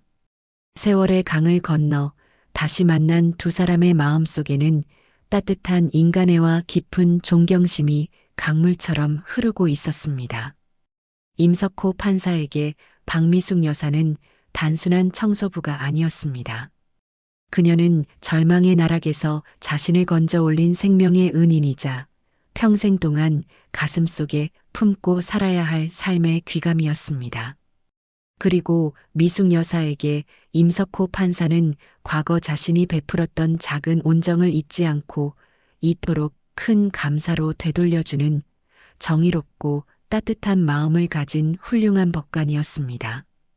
그날 이후로도 임석호 판사는 법원에서 박미숙 여사를 마주칠 때마다 변함없이 깍듯하게 예의를 갖추었습니다. 그리고 미숙 여사 또한 그런 임 판사를 진심으로 존경하고 응원했습니다. 두 사람의 아름다운 관계는 차갑고 각박하게만 보였던 법원 안에 잔잔한 감동과 따뜻한 온기를 불어넣어 주었습니다. 그리고 그 온기는 알게 모르게 다른 사람들에게도 좋은 영향을 미치기 시작했습니다. 진정한 존경과 인간애는 그렇게 소리 없이 퍼져나가 세상을 조금 더 살기 좋은 곳으로 만들어가는 법이니까요. 이 사건은 단순한 사이다를 넘어 진정한 인간적 가치가 무엇인지를 다시 한번 생각하게 하는 깊은 울림을 남겼습니다. 법원 복도에서의 치욕적인 사건과 이어진 재판에서의 처참한 패배 이후 최민준 변호사의 삶은 그야말로 나락으로 떨어지고 있었습니다. 한때 법조계에 떠오르는 별이라 불리며 승승장구하던 그의 명성은 하루아침에 땅에 떨어졌고 그가 속한 대형 로펌 정인 파트너스 내에서도 그의 입지는 급격하게 위축되었습니다. K그룹 배임 소송에서의 어이없는 실수는 단순한 패소를 넘어 그의 변호사로서의 능력 자체에 대한 심각한 의구심을 불러일으켰고 이는 곧바로 로펌의 신뢰도 하락으로 이어질 가능성이 높았기 때문입니다. 로펌 대표인 정진환 변호사는 최민준을 자신의 사무실로 호출했습니다. 정 대표는 평소 최민준의 능력과 야망을 높이 사서 그에게 많은 기회를 주었던 인물이지만 이번 사태에 대해서는 단호한 입장이었습니다. 그의 사무실은 한강이 내려다 보이는 최고층에 위치해 있었지만 오늘따라 그 전망은 최민준에게 어떤 위안도 주지 못했습니다. 오히려 자신이 얼마나 높은 곳에서 추락했는지를 실감하게 할 뿐이었죠. 최 변호사, 이게 도대체 어떻게 된 일인가? 정 대표의 목소리는 낮았지만 그 안에는 얼음장 같은 냉기가 서려 있었습니다. 자네답지 않게 K그룹 재판에서 그런 치명적인 실수를 저지른 것도 모자라 이제는 법원 청소부와 관련된 불미스러운 소문까지 로펌 전체에 파다하네. 자네, 지금 우리 로펌의 이미지를 얼마나 실추시키고 있는지 알고는 있는 건가? 최민준은 고개를 들지 못했습니다. 그의 얼굴은 며칠 동안 제대로 잠을 자지 못해 퀭했고 입술은 바짝 말라 있었습니다. 죄송합니다, 대표님. 드릴 말씀이 없습니다. 모든 것이 제 불찰입니다. 그의 목소리는 힘없이 기어들어갔습니다. 정 대표는 깊은 한숨을 내쉬었습니다. 최 변호사, 나는 자네를 믿었네. 자네의 능력과 야망을 높이 샀고 우리 로펌의 미래를 이끌어갈 차세대 리더라고 생각했지. 그런데 자네는 지금 그 모든 기대와 신뢰를 한순간에 저버렸어. 그는 잠시 말을 멈추고 최민준을 날카로운 눈빛으로 쏘아보았습니다. 이번 일에 대한 책임을 어떻게 질 건가? 자네 개인의 문제를 넘어 로펌 전체의 명예가 걸린 일이야. 당분간 자네는 모든 소송에서 손을 떼고 자숙하게 해. 그리고 이번 사태를 원만하게 수습할 방법을 스스로 찾아내도록 해. 만약 그렇지 못한다면 나도 더 이상은 자네를 감싸줄 수 없네. 정 대표의 말은 최민준에게 사형 선고나 다름없었습니다. 로펌에서 사실상 퇴출당한 것이나 마찬가지였죠. 그는 아무런 대꾸도 하지 못하고 무거운 발걸음으로 대표실을 나섰습니다. 복도를 걷는 동안 동료 변호사들의 싸늘한 시선과 수군거림이 그의 등 뒤에 비수처럼 꽂히는 것을 느꼈습니다. 한때는 선망과 질투의 대상이었던 자신이 이제는 조롱과 동정의 대상으로 전락해버린 현실을 그는 받아들이기 어려웠습니다. 집으로 돌아와도 상황은 나아지지 않았습니다. 아내 지연은 그에게 완전히 마음의 문을 닫아버린 듯 했습니다. 그녀는 최민준과 같은 공간에 있는 것조차 견디기 힘들어했고 각방을 쓴 지 이미 여러 날이 지나고 있었죠. 식사도 함께하지 않았고 대화는 거의 단절된 상태였습니다. 지연의 차가운 눈빛과 경멸 어린 침묵은 그 어떤 비난보다 최민준을 더욱 고통스럽게 만들었습니다. 그는 이제 자신이 기댈 곳이라고는 어디에도 남아있지 않다는 처절한 고립감에 휩싸였습니다. 며칠 밤낮을 술과 절망 속에서 허우적거리던 최민준은 문득 한 가지 생각을 떠올렸습니다. 이 모든 문제의 시작은 결국 장모 박미숙 여사와의 관계에서 비롯된 것이 아니었던가. 그렇다면 장모에게 진심으로 사죄하고 용서를 구한다면 혹시라도 이 꼬여버린 상황을 조금이나마 되돌릴 수 있지 않을까 하는 신락 같은 희망이었습니다. 물론 그의 이러한 생각 속에는 순수한 반성의 마음보다는 자신의 망가진 명예와 위태로운 결혼 생활을 회복하려는 이기적인 계산이 더 크게 자리 잡고 있었지만 지금의 그에게는 그런 것까지 따질 여유가 없었습니다. 지푸라기라도 잡고 싶은 심정이었죠. 그는 어렵사리 장모 박미숙 여사의 집 주소를 알아냈습니다. 미숙 여사는 허름한 다세대 주택의 반지하 방에서 혼자 살고 있었습니다. 최민준은 최고급 외제차를 그 지저분한 골목길 어귀에 세워두고 복잡한 심정으로 미숙 여사의 집 현관문 앞에 섰습니다. 초인종을 누르기까지 한참을 망설였습니다. 자신의 오만함과 어리석음이 만들어낸 이 비참한 현실을 마주할 용기가 쉽게 나지 않았기 때문입니다. 누구세요? 안에서 미숙 여사의 차분한 목소리가 들려왔습니다. 장모님, 저 민준입니다. 그의 목소리는 자신도 모르게 떨리고 있었습니다. 잠시 침묵이 흘렀다. 이내 끼익하는 소리와 함께 낡은 현관문이 열리고 미숙 여사가 모습을 드러냈습니다. 그녀는 갑작스러운 사위의 방문에 조금 놀란 듯 했지만 이내 평소의 온화한 표정을 되찾았습니다. 그녀의 눈빛은 깊고 고요해서 최민준은 오히려 그 앞에서 더욱 작아지는 것을 느꼈습니다. 아니, 최서방이 여기까지 어쩐 일인가? 미리 연락이라도 주지 그랬나? 미숙 여사는 그를 안으로 들이며 말했습니다. 반지하 방은 작고 누추했지만 그녀의 손길이 닿은 듯 깔끔하게 정돈되어 있었습니다. 벽에는 빛바랜 가족사진 몇 장이 걸려 있었고 그 중에는 지연과 최민준이 활짝 웃고 있는 결혼사진도 있었습니다. 최민준은 그 사진을 차마 정면으로 바라볼 수가 없었습니다.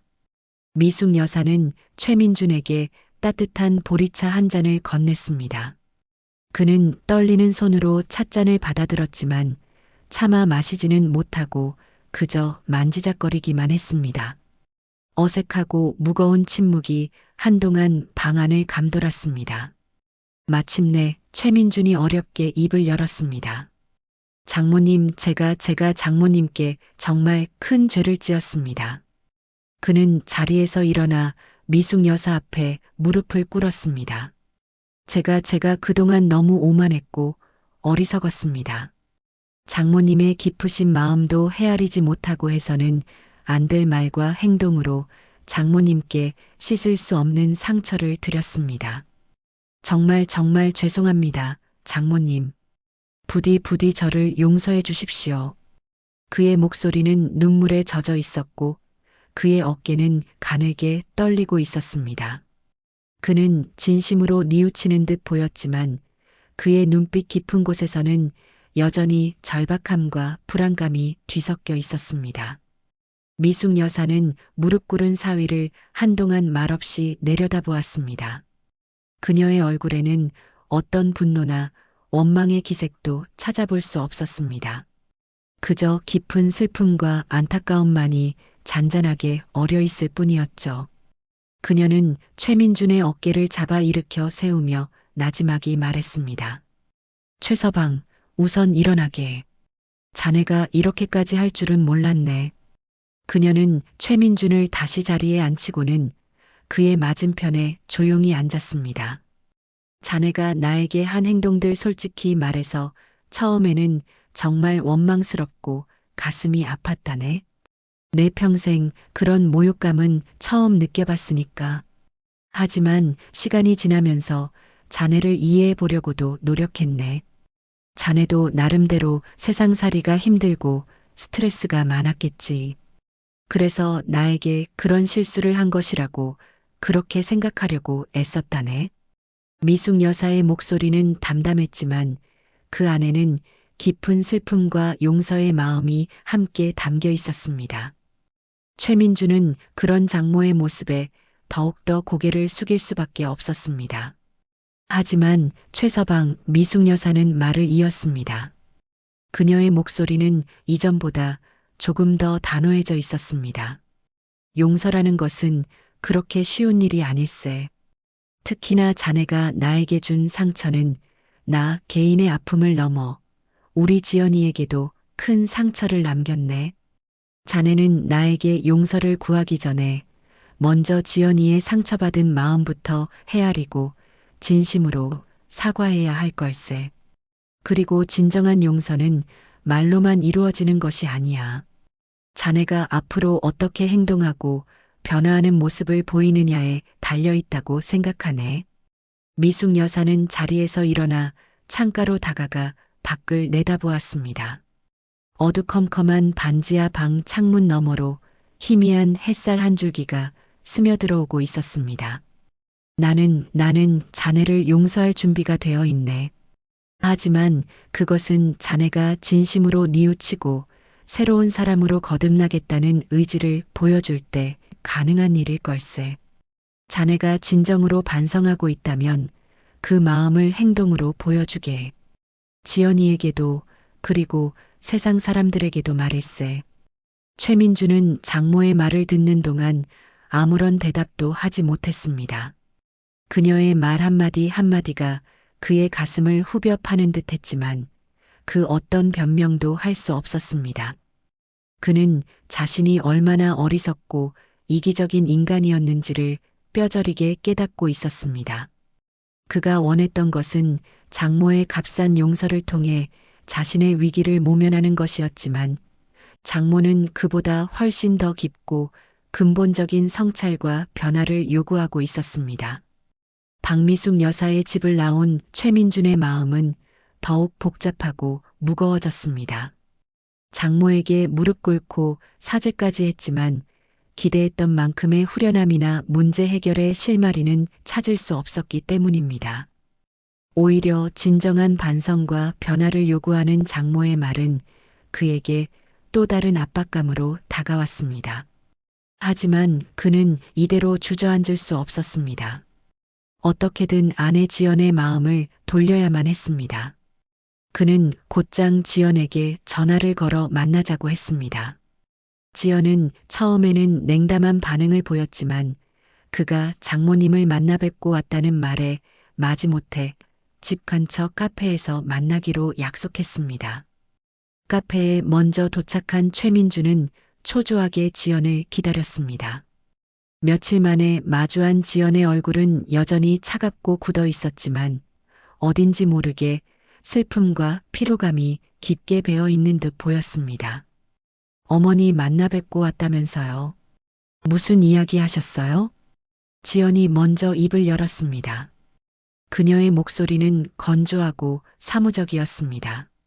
최민주는 최대한 불쌍하고 진실된 표정을 지으며 말했습니다. 응, 장모님께 찾아가서 무릎 꿇고 사죄드렸어. 내가 정말 죽을 죄를 지었다고 용서해달라고 빌었지.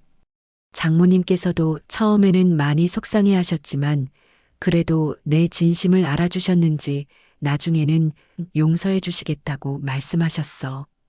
당신한테도 잘하라고, 이제부터라도 정신 차리고 새로운 사람으로 살라고 격려해 주셨고, 그는 마치 자신이 모든 것을 해결한 영웅이라도 된 것처럼 혹은 깊이 뉘우치고 용서받은 사람처럼 연기했습니다. 장모가 했던 말의 핵심적인 부분, 즉 진정한 변화를 행동으로 보이라는 요구는 쏙 빼놓은 채 자신에게 유리한 부분만을 교묘하게 왜곡하고 과장했던 것입니다. 지연은 남편의 말을 듣는 동안 아무런 표정 변화도 보이지 않았습니다. 그녀는 그저 말없이 커피잔만 만지작거릴 뿐이었죠. 최민주는 그런 아내의 침묵이 불안해져서 더욱더 필사적으로 말을 이어갔습니다. 지연아, 나 정말 반성하고 있어. 내가 얼마나 어리석고 못난 놈이었는지 이제야 깨달았어. 당신과 장모님께 씻을 수 없는 상처를 준 것 평생 뉘우치며 살아갈게. 그러니까 제발 나한테 한 번만 더 기회를 주면 안 될까? 응? 내가 앞으로 정말 잘할게. 당신과 장모님 실망시키는 일 다시는 없을 거야. 나 믿지? 우리 다시 예전처럼 행복하게 지낼 수 있잖아. 그는 지연의 손을 잡으려 했지만 지연은 차갑게 그의 손을 뿌리쳤습니다. 지연은 한숨을 깊게 내쉬더니 싸늘한 눈빛으로 최민준을 바라보며 말했습니다. 최민준 씨, 당신은 아직도 자기가 뭘 잘못했는지 전혀 모르고 있는 것 같군요. 그녀의 목소리에는 깊은 실망감과 경멸감이 섞여 있었습니다. 당신이 지금 나한테 하는 말들, 그 안에 진심이라는 게 단 한 방울이라도 담겨 있다고 생각하세요? 당신은 그저 이 위기만 모면하고 싶은 것 뿐이잖아요. 어머니가 당신을 정말로 용서하셨을 거라고 생각해요? 아니, 설령 어머니께서 당신을 용서하셨다고 해도 나는 아직 당신을 용서할 준비가 안 됐어요. 그녀는 자리에서 일어섰습니다. 당신이 진정으로 반성하고 변화하고 싶다면 말로만 떠들지 말고 행동으로 보여주세요. 어머니께도 그리고 나에게도요. 그때까지는 우리 각자의 시간을 갖는 게 좋을 것 같아요. 지연은 그 말을 남기고 차갑게 돌아섰습니다. 카페에 홀로 남겨진 최민주는 망연자실한 표정으로 아내가 사라진 문 쪽을 하염없이 바라볼 뿐이었습니다. 그의 어설픈 사과와 뒤틀린 변명은 오히려 지연의 불신만을 더욱 깊게 만들었고 그들의 관계는 회복 불가능한 파국으로 치닫고 있는 듯 했습니다. 그는 자신이 파놓은 함정에 스스로 빠져 허우적거리는 어리석은 사냥꾼과 다를 바 없었습니다. 박미숙 여사와 임석호 판사 그리고 최민준 변호사를 둘러싼 일련의 사건들은 법원 내에 작지만 의미 있는 변화의 바람을 불러일으켰습니다. 이전까지 법원이라는 공간은 딱딱한 권위와 냉정한 이성만이 지배하는 곳처럼 여겨졌지만 이번 일을 계기로 사람들 사이에서는 인간적인 온정과 서로에 대한 존중의 중요성이 새삼회자되기 시작했죠. 특히 박미숙 여사를 대하는 법원 직원들의 태도는 눈에 띄게 달라졌습니다. 이전에는 그저 청소하는 아주머니 정도로만 인식되던 그녀는 이제 박 여사님 혹은 어머님으로 불리며 따뜻한 관심과 존경의 대상이 되었습니다. 복도를 지나칠 때면 먼저 허리를 숙여 인사하는 직원들이 늘어났고 힘들지 않으시냐며 음료수를 건네거나 잠시 쉬어가시라며 자신의 사무실 의자를 내어주는 이들도 생겨났습니다. 미숙 여사는 처음에는 그런 관심이 부담스럽고 어색했지만 그들의 진심 어린 마음을 알기에 이내 감사함으로 받아들이기 시작했습니다.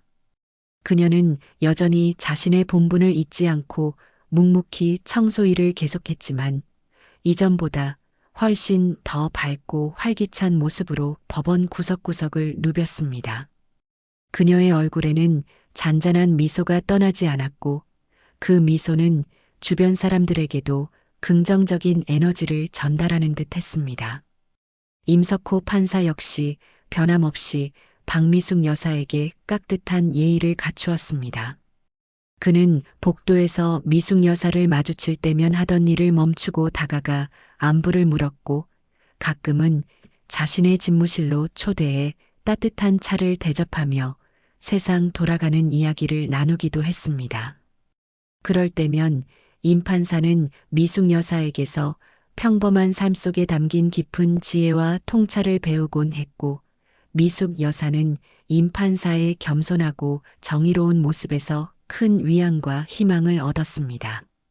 두 사람의 아름다운 관계는 법원 내에서 일종의 귀감이 되었고 많은 사람들에게 진정한 인간관계와 존중의 의미를 다시 한번 생각하게 하는 계기를 제공했습니다.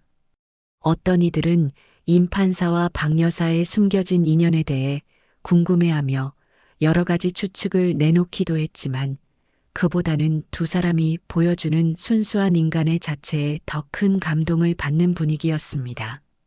남편 최민준의 추악한 실체와 그로 인한 배신감은 지연에게 깊은 상처를 남겼지만 동시에 그녀를 한 단계 더 성장시키는 아픈 계기가 되기도 했습니다.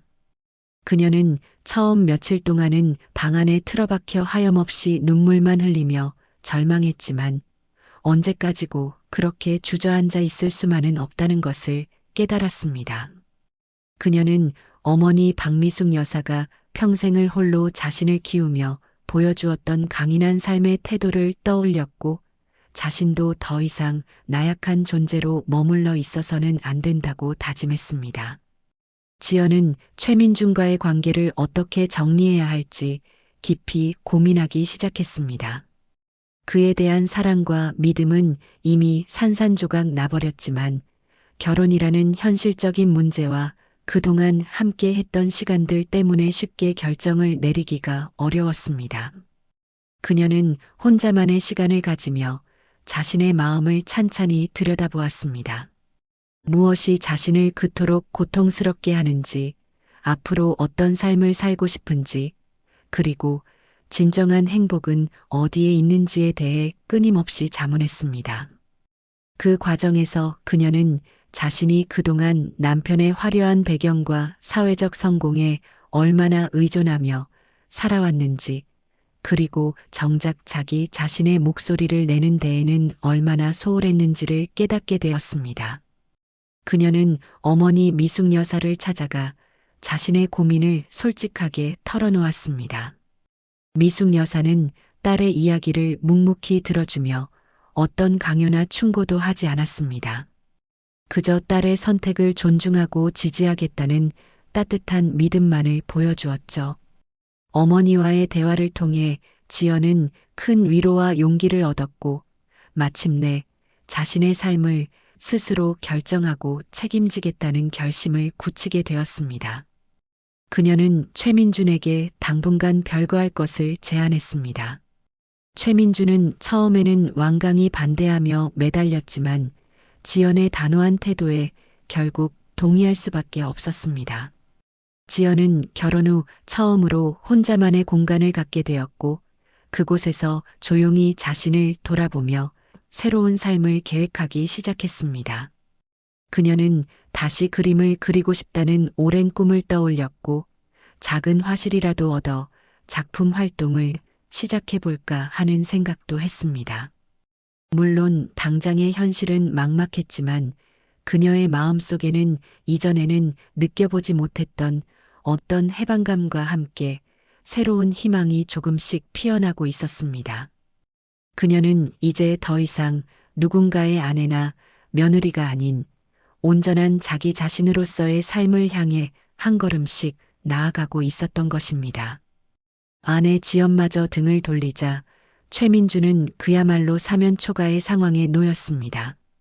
로펌에서는 사실상 모든 업무에서 배제된 채 눈칫밥을 먹는 신세로 전락했고 동료들은 그를 노골적으로 피하거나 경멸하는 시선을 보냈습니다. 한때는 그의 성공을 부러워하며 아첨하던 사람들조차 이제는 그의 불행을 고소해야 하는 듯 했습니다. 그는 자신이 얼마나 철저하게 혼자가 되었는지를 뼈저리게 실감했습니다. 밤에는 악몽에 시달렸고 낮에는 술로 괴로움을 달래는 날들이 반복되었습니다. 그의 몸과 마음은 빠르게 망가져갔습니다. 그러던 어느 날 그는 문득 길거리에서 폐지를 줍는 한 노인의 모습을 보게 되었습니다. 허리가 기역자로 굽은 노인은 힘겹게 리어카를 끌면서도 간혹 길가에 떨어진 동전이라도 발견하면 어린아이처럼 해맑게 웃곤 했습니다. 그 순간 최민주는 마치 망치로 머리를 한 대 얻어맞은 듯한 큰 충격을 받았습니다. 자신이 그토록 하찮게 여겼던 삶 속에도 저런 소박한 기쁨과 치열한 생의 의지가 숨쉬고 있다는 사실을 그는 까맣게 잊고 살았던 것입니다. 그는 자신이 얼마나 오만하고 편협한 시각으로 세상을 바라보며 살아왔는지를 깨달았습니다. 그날 이후 최민준에게는 아주 조금씩이지만 변화의 조짐이 나타나기 시작했습니다. 그는 술을 끊었고 매일 아침 일찍 일어나 한강변을 달리기 시작했습니다. 몸을 움직여 땀을 흘리는 동안 그의 머릿속을 가득 채웠던 복잡한 생각들과 부정적인 감정들이 조금씩 씻겨나가는 것을 느꼈습니다. 그는 또한 봉사활동 단체에 가입하여 주말마다 독거노인들을 위한 도시락 배달 봉사를 시작했습니다.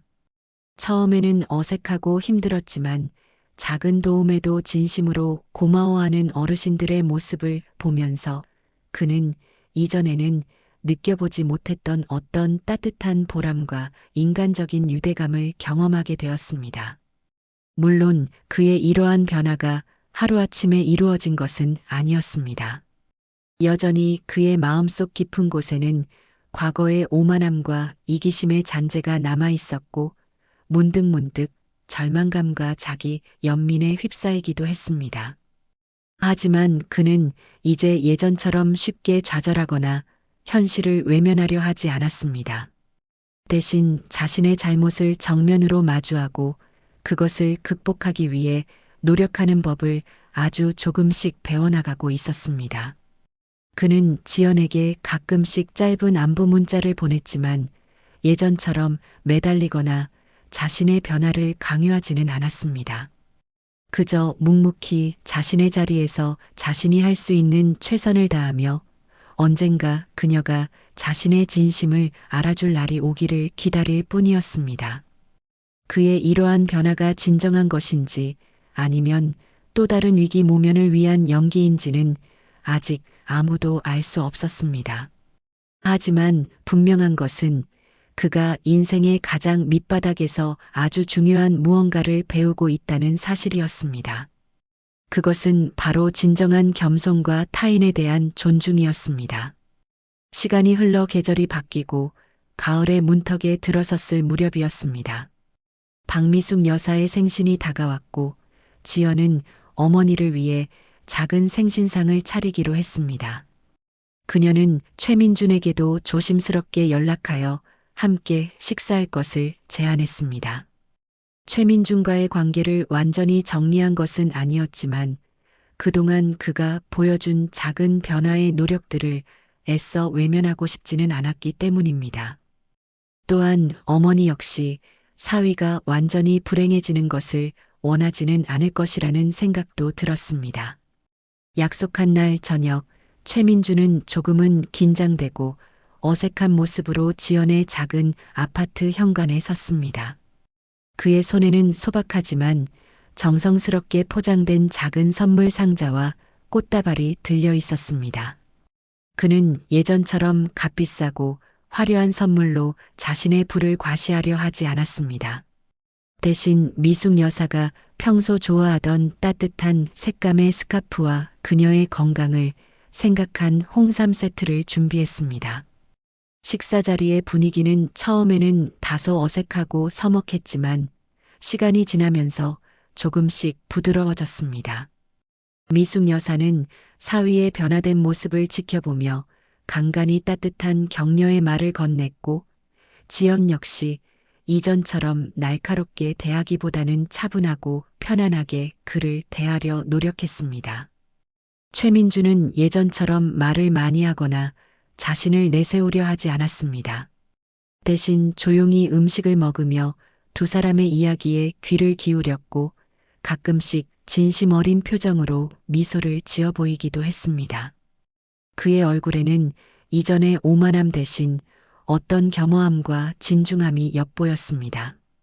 식사가 끝난 후 최민주는 미숙 여사에게 준비한 선물을 건네며 다시 한번 진심으로 사죄의 말을 전했습니다. 장모님, 지난번에는 제가 너무 경황이 없어서 제대로 말씀도 못 드렸습니다. 다시 한번 저의 어리석었던 행동들에 대해 깊이 사죄드립니다. 그리고 생신 진심으로 축하드립니다. 부디 오래오래 건강하십시오. 그의 목소리는 떨렸지만 그 안에는 분명한 진심이 담겨 있었습니다. 미숙 여사는 사위가 내민 선물을 받아들며 따뜻하게 웃었습니다. 최서방, 고맙네. 자네 마음 잘 알겠네. 앞으로도 지금처럼만 성실하게 살아준다면 나는 더 바랄 것이 없네. 그녀는 지연과 최민준을 번갈아 바라보며 말했습니다. 두 사람 앞으로 어떤 결정을 내리든 엄마는 항상 너희들을 응원할 것이다. 중요한 것은 서로를 존중하고 아끼는 마음을 잃지 않는 것이야. 알겠지? 그날의 만남이 그들 관계의 완전한 회복을 의미하는 것은 아니었습니다. 여전히 그들 사이에는 넘어야 할 산과 건너야 할 강이 많이 남아 있었죠. 하지만 분명한 것은 그들이 서로를 향해 아주 조금씩 마음의 문을 열기 시작했다는 사실이었습니다. 절망의 잿더미 속에서도 새로운 관계의 씨앗이 움트고 있었던 것입니다. 그 씨앗이 앞으로 어떤 꽃을 피우고 어떤 열매를 맺게 될지는 아무도 알 수 없었지만 그들 모두의 마음속에는 작은 희망의 빛이 조용히 타오르기 시작했습니다. 몇 번의 계절이 더 바뀌고 최민준 변호사의 그 떠들썩했던 사건도 사람들의 기억 속에서 조금씩 옅어져 갈 무렵 박미숙 여사의 일상은 이전과 다름없이, 아니 이전보다 더욱 평온하고 단단하게 흘러가고 있었습니다. 그녀는 여전히 새벽 일찍 법원으로 향했고 정성스러운 손길로 법원 구석구석을 쓸고 닦았습니다. 그녀의 손길이 닿은 곳은 언제나처럼 반짝였고 그 청결함 속에서 사람들은 알게 모르게 위안을 받곤 했습니다. 법원 내에서 그녀를 향한 존경과 따뜻한 시선은 이제 일상이 되었습니다. 복도를 지날 때면 판사부터 실무관, 심지어 방호원들까지도 그녀에게 먼저 다가와 정중하게 인사를 건넸고 가끔은 작은 간식거리를 건네며 그녀의 노고에 감사를 표하기도 했습니다. 미숙 여사는 그런 관심과 호의를 더 이상 부담스러워하지 않고 온화한 미소와 함께 진심 어린 감사로 화답했습니다. 그녀는 이제 법원 내에서 단순한 청소 노동자가 아닌 보이지 않는 곳에서 묵묵히 자신의 역할을 다하며 모두에게 귀감이 되는 어머니 같은 존재로 자리매김한 것입니다. 가끔 임석호 판사와 복도에서 마주칠 때면 두 사람은 여전히 따뜻한 눈빛을 주고받으며 짧은 안부를 나누곤 했습니다. 그들의 대화에는 아주 오래전 그들이 맺었던 특별한 인연에 대한 직접적인 언급은 없었지만 서로의 마음속에는 깊은 존경과 감사의 마음이 변함없이 흐르고 있었습니다. 미숙 여사는 임 판사가 흔들림 없이 공정하고 정의로운 판결을 내릴 때마다 남몰래 박수를 보냈고 임 판사는 미숙 여사의 변함없는 성실함과 따뜻한 인간미에서 늘 새로운 용기와 영감을 얻었습니다. 그들의 관계는 세월이 흘러도 변치 않는 진정한 인간적 유대의 아름다움을 보여주는 듯 했습니다. 딸 지연과의 관계는 이전보다 훨씬 더 깊고 단단해졌습니다. 지연은 자주 어머니를 찾아와 함께 식사를 하고 이런저런 이야기를 나누며 서로의 삶을 응원했습니다. 그녀는 어머니의 조건 없는 사랑과 지지 속에서 과거의 상처를 치유하고 조금씩 자신만의 삶을 개척해 나가고 있었습니다. 작은 화실을 열어 다시 그림을 그리기 시작했고 그녀의 그림에는 이전에는 볼 수 없었던 깊은 감성과 생명력이 넘실거렸습니다. 미숙 여사는 그런 딸의 모습을 대견하게 바라보며 그녀가 진정한 행복을 찾을 수 있기를 늘 기도했습니다. 그녀의 삶은 비록 화려하거나 특별하지는 않았지만 그 안에는 잔잔한 강물처럼 평온함과 함께 작지만 소중한 행복들이 가득 차 있었습니다. 최민준 변호사의 삶은 예전과는 완전히 다른 궤적을 그리고 있었습니다. 그는 여전히 정엠 파트너스에 소속되어 있었지만 로펌의 주요 사건에서는 철저히 배제된 채 주로 공익소송이나 무료 법률 상담 같은 업무를 맡고 있었습니다. 한때는 돈과 명예를 향해 질주하던 그였지만 이제는 그런 것들이 인생의 전부가 아니라는 것을 어렴풋이나마 깨닫고 있었죠. 그는 주말마다 참여하던 봉사활동을 꾸준히 이어갔고 그 과정에서 다양한 사람들을 만나 그들의 아픔에 공감하며 진정한 인간적인 교류의 의미를 배워나갔습니다. 처음에는 어색하고 힘들었지만 시간이 지날수록 그는 그 안에서 작은 보람과 기쁨을 느끼기 시작했습니다. 그의 얼굴에서는 과거의 오만함과 날카로움 대신 어떤 부드러움과 겸허함이 조금씩 묻어나기 시작했습니다. 말투 역시 이전처럼 공격적이거나 남을 무시하는 듯한 태도는 찾아보기 어려웠고 대신 상대방의 이야기에 귀를 기울이고 진심으로 공감하려는 노력이 엿보였습니다. 물론 그의 변화가 완벽하거나 하루아침에 이루어진 것은 아니었습니다. 여전히 그의 내면 깊숙한 곳에는 과거의 습성과 이기심이 도사리고 있었고 문득문득 절망감이나 자기 회의에 빠지기도 했습니다. 하지만 그는 이제 예전처럼 쉽게 무너지거나 현실을 부정하려 하지 않았습니다. 대신 자신의 부족함을 인정하고 그것을 극복하기 위해 끊임없이 노력하는 모습을 보였습니다. 그는 심리 상담을 받기 시작했고 인문학 서적을 읽으며 자신의 내면을 성찰하는 시간도 가졌습니다. 지연과의 관계는 여전히 조심스럽고 서먹했지만 이전처럼 날선 대립이나 깊은 불신은 많이 사라진 상태였습니다. 그는 지연에게 어떤 것도 강요하거나 재촉하지 않았습니다. 그저 묵묵히 자신의 자리에서 변화하려는 노력을 보여주었고 지연 역시 그런 그의 모습을 조금씩이나마 인정하고 지켜보는 듯 했습니다. 그들이 다시 예전처럼 부부로서의 관계를 회복할 수 있을지는 아무도 알 수 없었지만 적어도 서로를 한 인간으로서 존중하고 이해하려는 노력은 시작된 것처럼 보였습니다. 최민준의 길은 여전히 멀고 험난했지만 그는 이제 더 이상 과거의 어둠 속에 갇혀 있지 않았습니다. 아주 더딘 걸음이었지만 그는 분명 진실된 변화를 향해 나아가고 있었습니다. 그의 이마에 흐르는 땀방울은 그 고통스러운 성장의 증거와도 같았습니다. 지연은 별거 생활을 이어가면서 점차 자신만의 삶의 리듬을 찾아가고 있었습니다.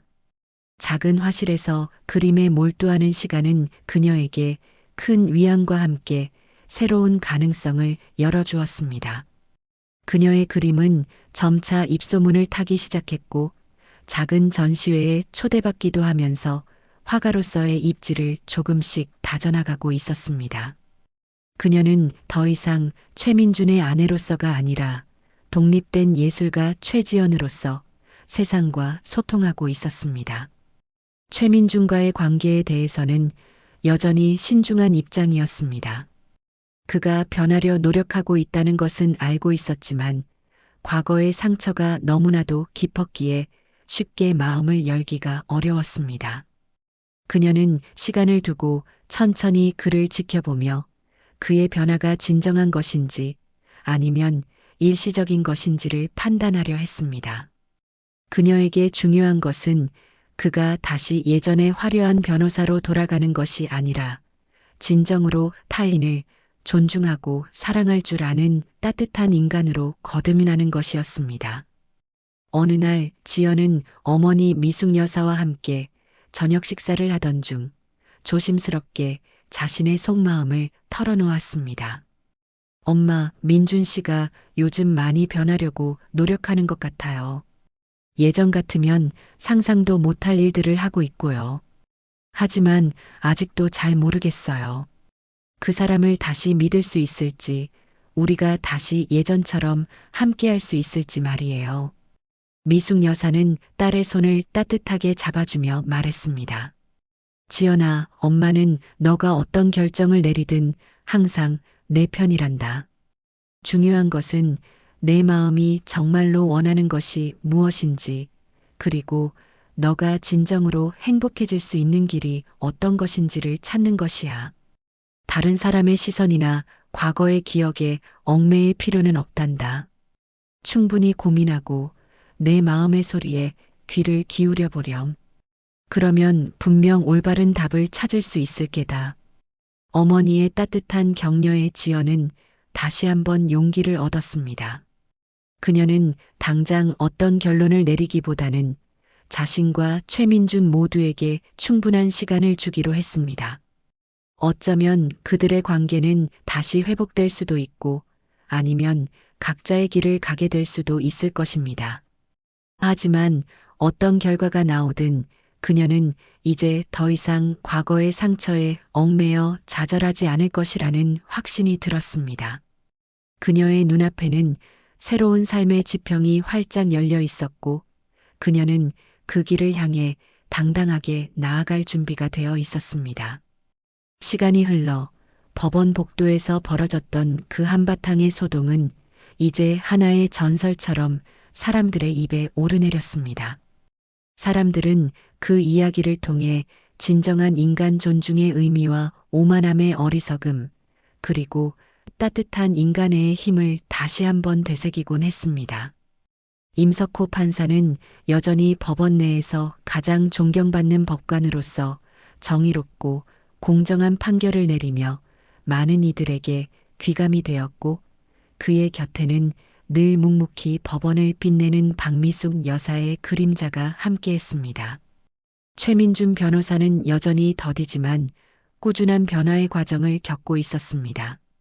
그가 과연 과거의 잘못을 완전히 극복하고 새로운 사람으로 거듭날 수 있을지, 그리고 지연과의 관계를 회복할 수 있을지는 아무도 장담할 수 없었습니다. 하지만 분명한 것은 그가 인생의 가장 큰 시련을 통해 아주 소중한 가치를 깨달았다는 사실이었습니다. 그것은 바로 진정한 성공은 돈이나 명예가 아닌 타인에 대한 존중과 사랑에서 비롯된다는 것이었죠. 박미숙 여사는 오늘도 새벽 일찍 일어나 법원으로 향합니다. 그녀의 손에는 익숙한 청소 도구가 들려 있고 그녀의 발걸음은 여전히 성실하고 힘찹니다. 그녀는 오늘도 세상의 모든 편견과 차별에 맞서 보이지 않는 곳에서 묵묵히 자신의 역할을 다하며 세상을 조금 더 따뜻하고 아름다운 곳으로 만들어갈 것입니다. 이 이야기는 어쩌면 우리 주변 어디에나 있을 법한 평범한 사람들의 이야기일지도 모릅니다. 하지만 그 평범함 속에는 삶의 가장 중요한 가치들이 숨쉬고 있습니다. 진정한 존엄성은 직업이나 사회적 지위가 아닌 바로 우리 자신의 마음가짐과 행동에서 비롯된다는 것을 잊지 않는다면 우리 모두는 각자의 자리에서 세상을 빛내는 존재가 될 수 있을 것입니다. 세상의 모든 박미숙 여사님들을 응원하며 그들의 삶 속에 늘 따뜻한 희망과 행복이 가득하기를 기원하는 바입니다. 그리고 혹여기를 잃고 방황하는 최민준들이 있다면 그들 역시 진정한 변화의 기회를 잡을 수 있기를 그리하여 우리 사회가 조금 더 따뜻하고 정의로운 곳이 되기를 간절히 바라봅니다. 이야기는 여기서 끝나지만 그들이 만들어갈 새로운 이야기와 희망의 메아리는 우리들 마음속에 오래도록 남아 잔잔한 울림을 전해줄 것입니다.